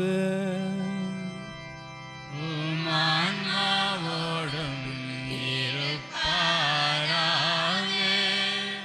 இதயங்களை மேலே எழுப்புங்கள். ஆண்டவரிடம் எழுப்பியுள்ளோ நம் இறைவனாகிய ஆண்டவருக்கே நன்றி கூறுவோம். அது தகுதியும் நீதியும் ஆனது. ஆண்டவரே, தூயவரான தந்தையே, என்றும் உள்ள எல்லாம் வல்ல இறைவா, எங்கள் ஆண்டவராகிய கிறிஸ்து வழியாக எந்நாளும் எவ்விடத்திலும் நாங்கள் உமக்கு நன்றி செலுத்துவது மெய்யாகவே தகுதியும் நீதியுமாகும். எங்கள் கடமையும் மீட்புக்கு உரிய செயலுமாகும். என்றும் உள்ள மெய்யான குருவாகி அவர் நிலையான பழிமுறையை ஏற்படுத்தினார். மீட்பளிக்கும் பழிப்பொருளாக முதல் தம்மையே ஒப்பு கொடுத்து தம் நினைவாக நாங்களும் பழி செலுத்த வேண்டுமென்று கற்பித்தார். எங்களுக்காக பலியான அவருடைய திருவுடலை உண்ணும் போதெல்லாம் நாங்கள் வலிமை பெறுகின்றோம். அவர் எங்களுக்காக சிந்திய திரு இரத்தத்தை பருகும் போதெல்லாம் நாங்கள் அனைவரும் கழுவப்பட்டு ஒவ்வொரு நாளும் தூய்மை அடைகின்றோம். ஆகவே வானதூதர் முதன்மை வானதூதரோடும் அரியணையில் அமர்வோர் தலைமை தாங்குவோரோடும் சேர்ந்து வான்படைகள் அணிகள் அனைத்தோடும் நாங்களும் சேர்ந்து என்றென்றும் உமது மாட்சியை புகழ்ந்து ஆர்ப்பரிப்புடன் பாடுவதாவது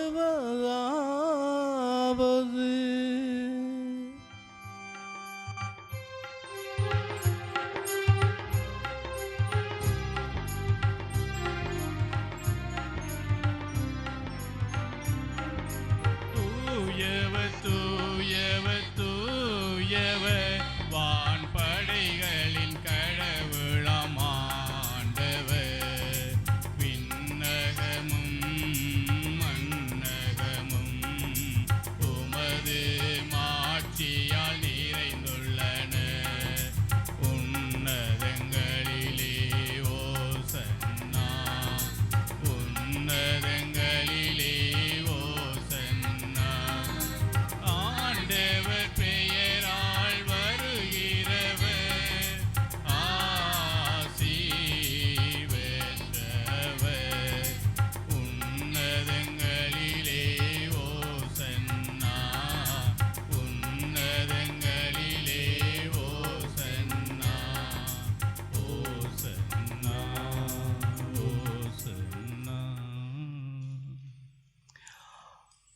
ஆண்டவரே, நீர் மெய்யாகவே தூயவர்.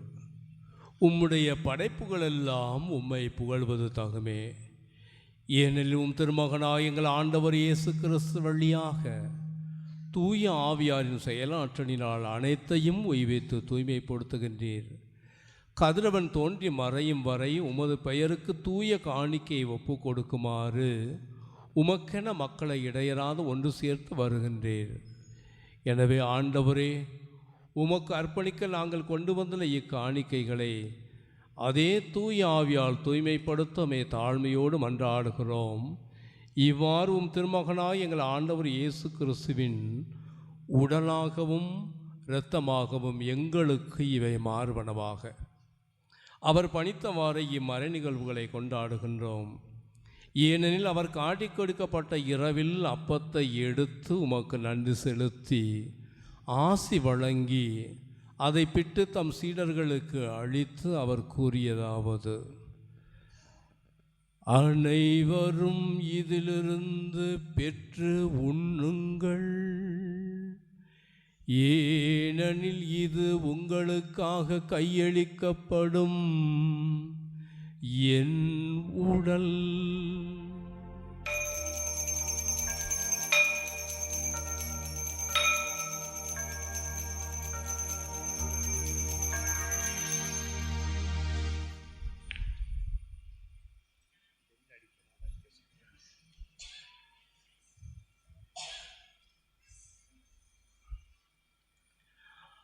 அவனுமே இரவு வருந்தை அருந்திய பின் கிண்ணத்தை எடுத்து உமக்கு நன்றி செலுத்தி ஆசி வழங்கி அதை தம் சீடர்களுக்கு அளித்து அவர் கூறியதாவது: அனைவரும் இதிலிருந்து பெற்று பருகுங்கள், ஏனெனில் இது புதிய நிலையான உடன்படிக்கைக்கு உரிய என் இரத்தத்தின் கிண்ணம். இது பாவ மன்னிப்புக்கென்று உங்களுக்காகவும் பலருக்காகவும் சிந்தப்படும். இதை என் நினைவாக செய்யுங்கள்.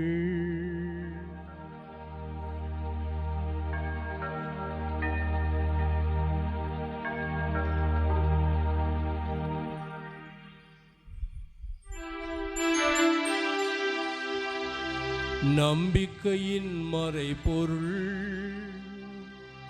ஆண்டவரே,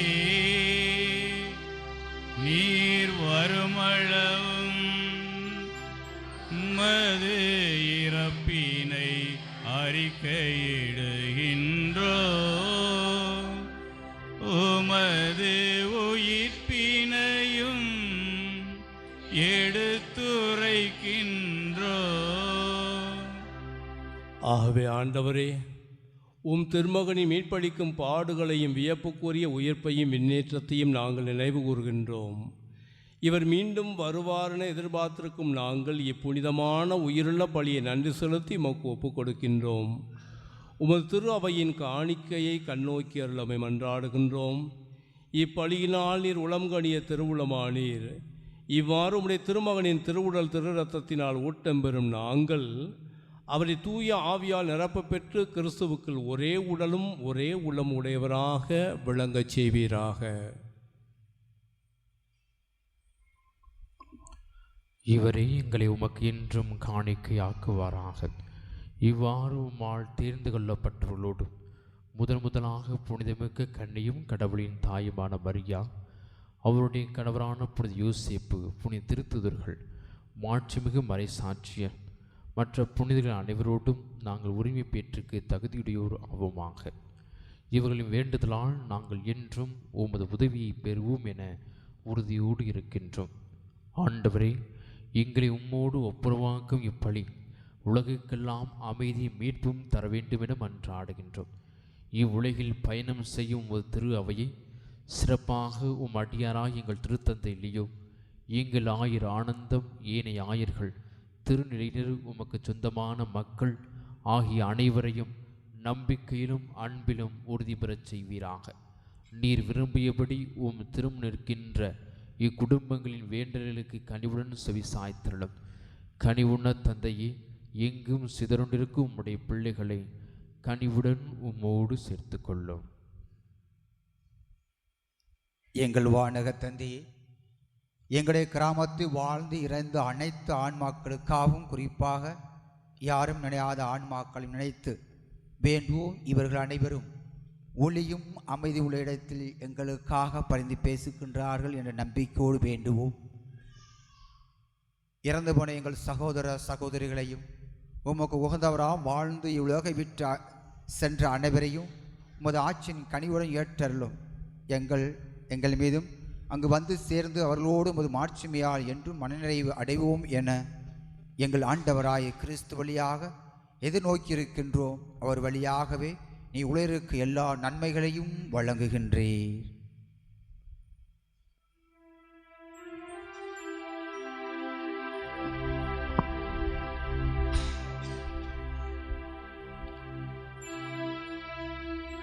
இவர் வழியாக இவரோடு இவரில் எல்லாம் வல்ல இறைவனாகிய தந்தையே, தூய ஆவியாரின் ஒன்றிப்பில் எல்லா புகழும் ஆட்சியும் என்றென்றும் உமக்கே உரியதே.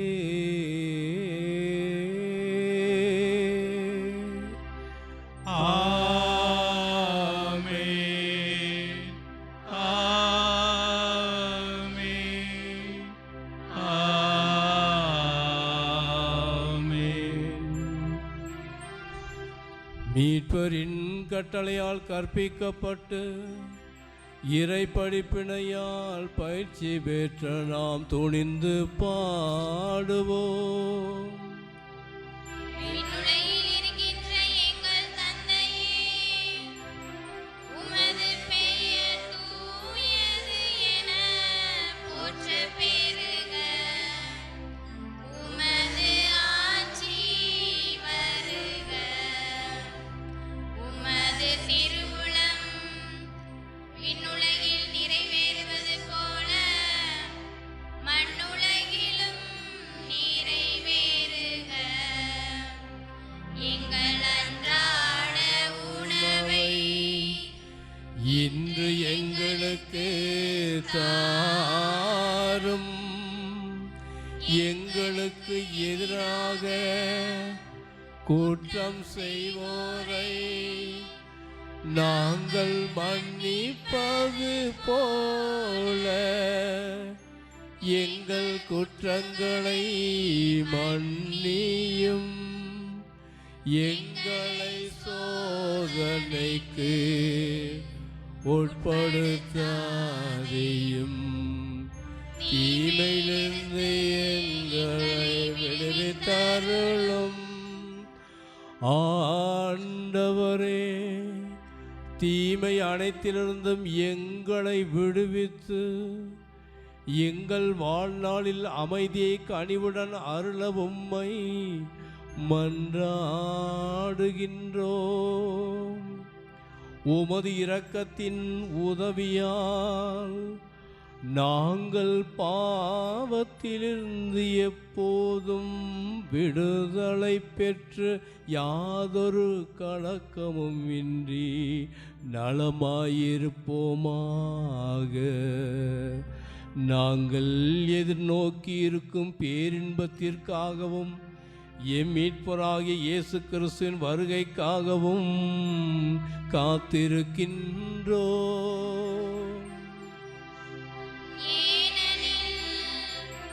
ஆட்சியும் வல்லமையும் மாட்சியும் என்றென்றும் உமதே.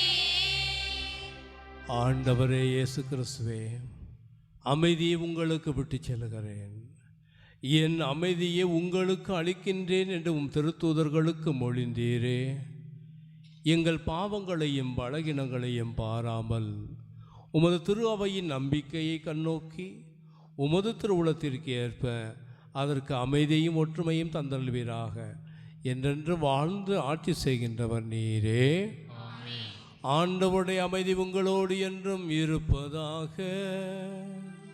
உம்மான்மாவோடும் இருப்பதாக. நம் ஆண்டவராய் இயேசு கிறிஸ்து நமக்கு தந்திருக்கின்ற அந்த நிறைவான அமைதியை ஒருவரோடு மகிழ்ச்சியோடு பகிர்ந்து கொள்வோம். கிறிஸ்துவினால்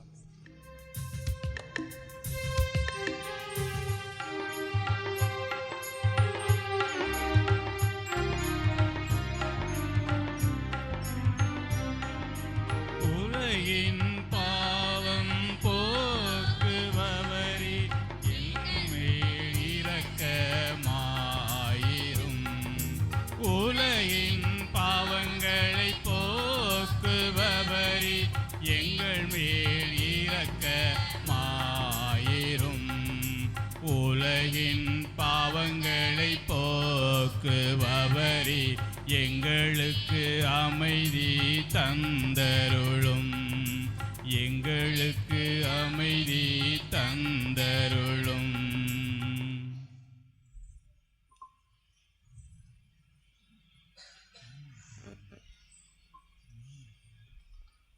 இதோ இறைவனின் செம்மறி, இவரை உலகின் பாவங்களை போக்குகின்ற கடவுளின் மகன். இவள் இந்த திருவிருந்திற்கு அழைக்கப்பட்டுள்ள நாம் அனைவரும் உண்மையிலேயே பேறு பெற்றோர்.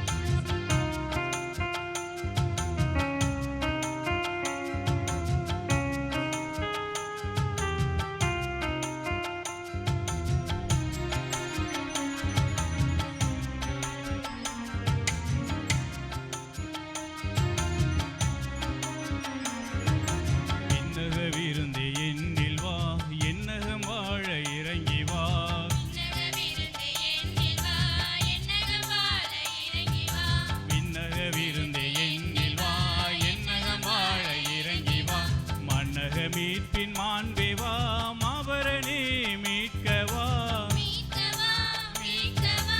அகிலம் ஆளும் தெய்வ உணவே நீ, அன்பை தரும் அமுத உணவே நீ. அகிலம் ஆளும் தெய்வ உணவே நீ, அன்பை தரும் அமுத உணவே நீ.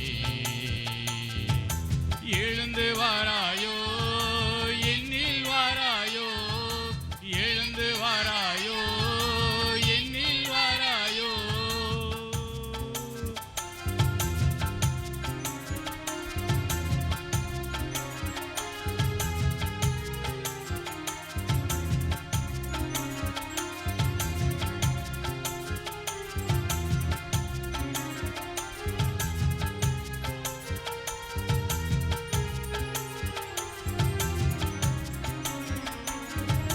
மன்னா உணவே மண்ணிலே வந்தாய், உண்பவர் வாழவே, நித்திய வாழ்வின் நிலை பெறவே உணவை தந்தாயே. மன்னா உணவே மண்ணிலே வந்தாய், உண்பவர் வாழவே, நித்திய வாழ்வின் நிலை பெறவே உணவை தந்தாயே. இது உன் உடல் என்றோ, வாழ்வு மாறும் என்றோ, இது உன் இரத்தம் என்றோ. இயேசுவை நீ வர வேண்டும், என்னையும் மாற்றிட வேண்டும். உலகம் வாழ்வதற்காக என்னையே நான் பெற வேண்டும். எழுந்து வாராயோ, என்னில் வாராயோ, எழுந்து வாராயோ, என்னில் வாராயோ. விண்ணக விருந்தே என்னில் வா, என்னகம் வாழ இறங்கி வா. விண்ணக விருந்தே என்னில் வா, என்னகம் வாழ இறங்கி வா.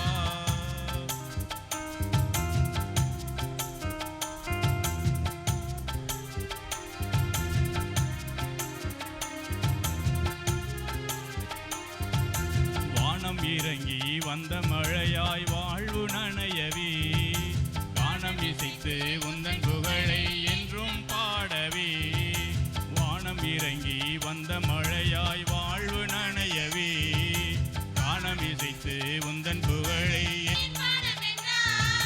வார்த்தை வாழ்ந்திட வேண்டும் வல்லமை நான் பெற வேண்டும் வறுமையில்லா வாழ்வு வாழ்ந்திட தியாக வேண்டும் எழுந்து வராயோ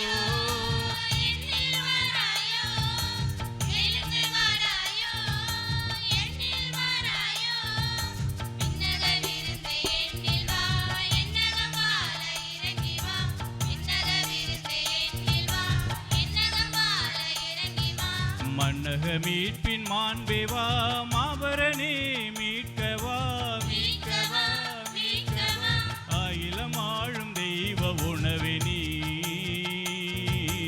அன்பை தரும் அமுத உணவே நீ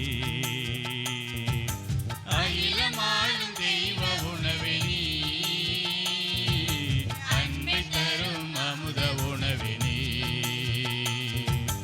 எழுந்து வாராயோ எண்ணில் வாராயோ எழுந்து வாராயோ எண்ணில் வாராயோ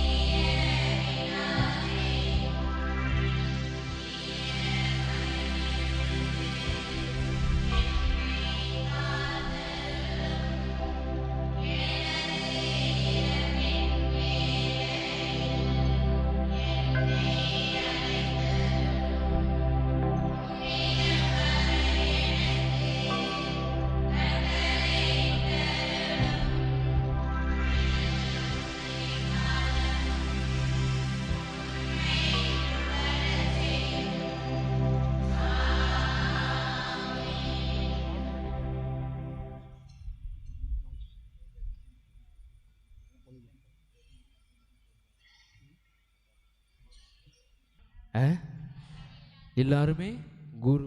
எதனால எல்லாரும் குரு? எப்படி எல்லாரும் குரு? ஞானஸ்தானம் பெறுகின்ற பொழுது அனைவருமே இயேசுனுடைய அந்த அரச குருத்துவத்தில் பங்கெடுக்கின்றோம். ஆக இந்த நாட்களில் இறை வார்த்தை கிறிஸ்துவத்தின் ஆழம் மறை உண்மைகள் என்ன என்பதை ஆழமாக தெரிந்து கொள்ள வேண்டும். அதான் அருட்தந்தை வந்திருக்கிற பெங்களூர்லேருந்து அஞ்சுக்கோட்டையில் முன்னாள் பங்கு தந்தையாக இருந்தவர் பெங்களூரில் இருக்கின்றார். எதற்காக அவ்வளவு தூரம் இங்கே வந்திருக்கிறார்? இந்த கிறிஸ்துவத்தின் மறையுண்மைகளை முழுமையாக தெரிந்து கொள்ள வேண்டும். நீயும் குரு, நானும் குரு. இது எங்கே இப்போ தான் கேள்விப்படல, முன்னால் கேள்விப்பட்டிருக்கல? இப்போ தான் கேள்விப்பட்டிருக்கிய? புதுசு. ஆனால் இதை பலமுறை நான் சொல்லியிருப்பேன், தெரியலை. ஏன்னா எண்ணமுள்ள எங்கேயோ இருக்கும், எண்ணமுள்ள எங்கேயோ இருக்கும். ஆக அரச குருத்துவத்தில் பங்கெடுக்கின்றும் மறையுண்மைகளை இந்த ரா உணவு திருப்பலியில் ஆழத்தை அறிந்து கொள்ள வேண்டும் இறை வார்த்தை. அதற்காக இந்த நாளில் சிறப்பாக ஒவ்வொரு சடங்குகளையும் நாம் ஏறெடுக்கின்றோம். ஆக அன்புக்குரியவர்களே, இன்று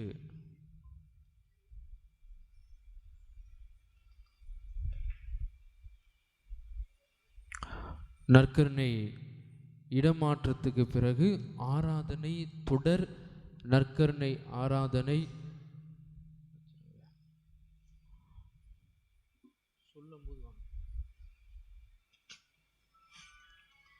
12 மணி டு 1 மணி நார்பட் அன்பியம்.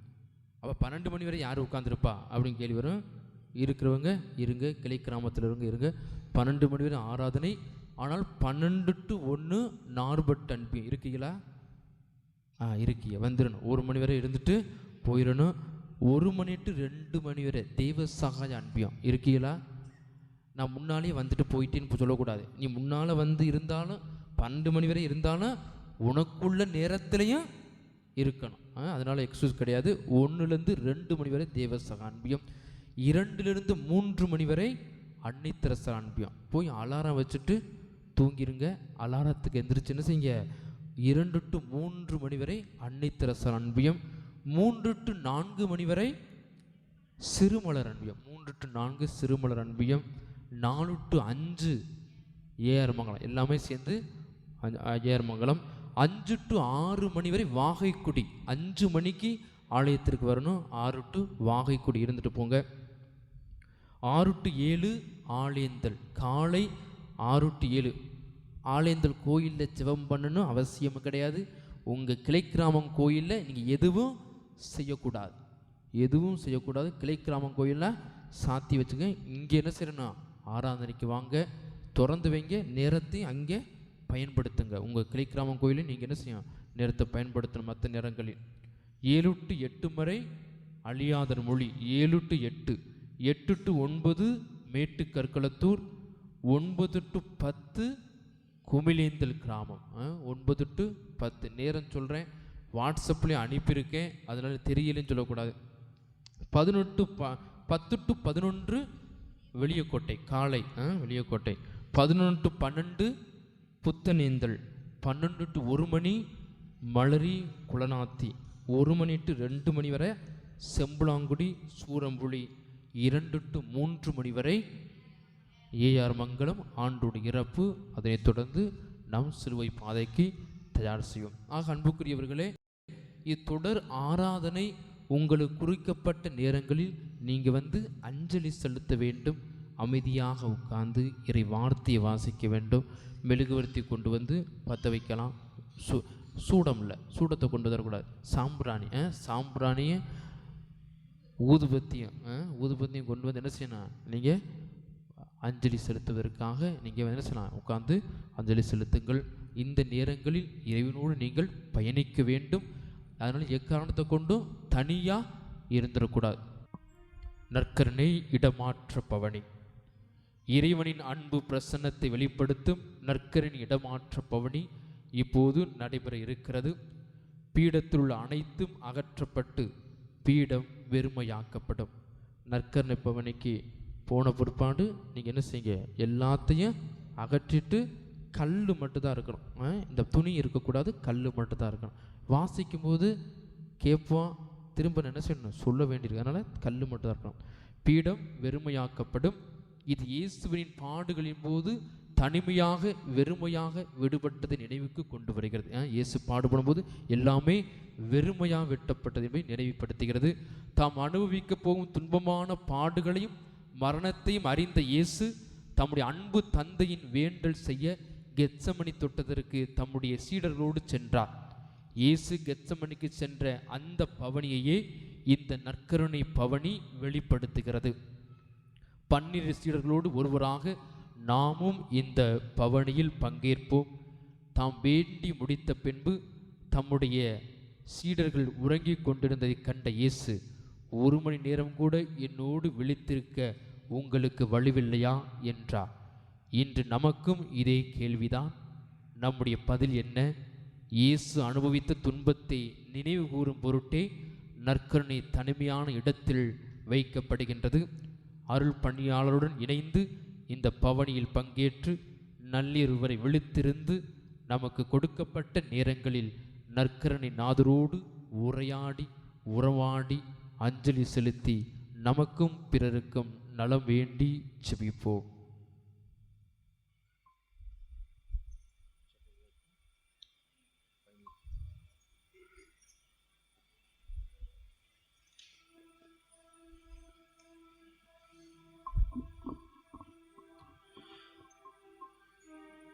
மன்றாடுவோமாக.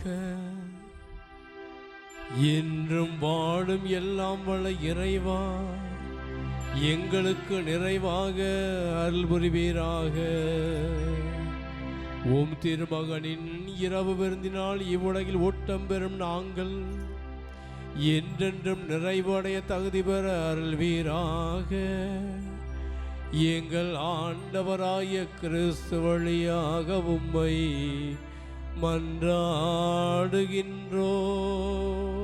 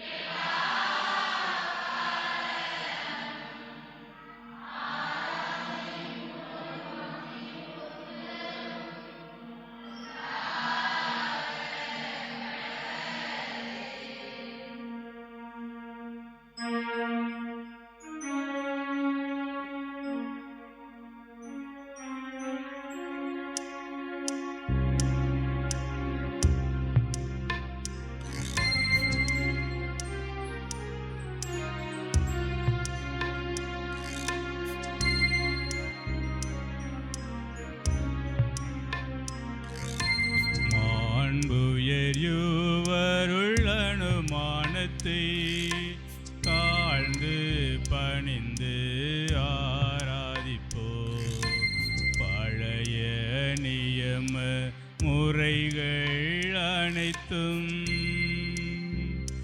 இனி மறைந்து முடிவு பெருக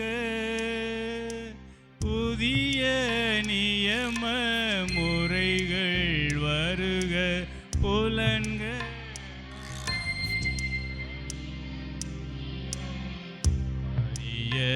இயலா குறையை நீக்க விசுவாசத்தின்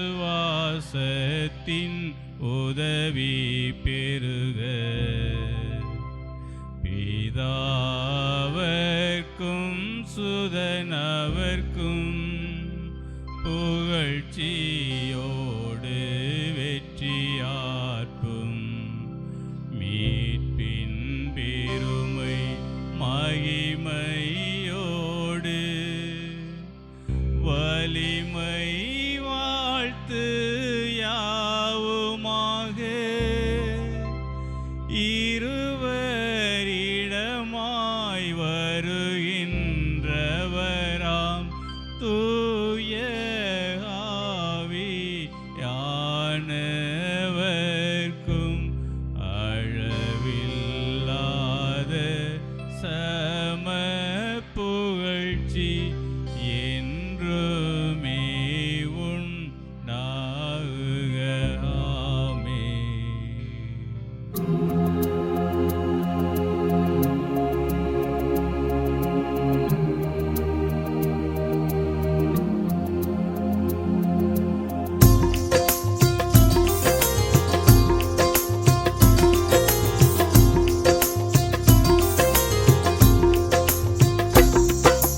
அன்பு கூறுவே இன்னும் அதிகமாய் ஆராதிப்பே இன்னும் ஆர்வமாய் அன்பு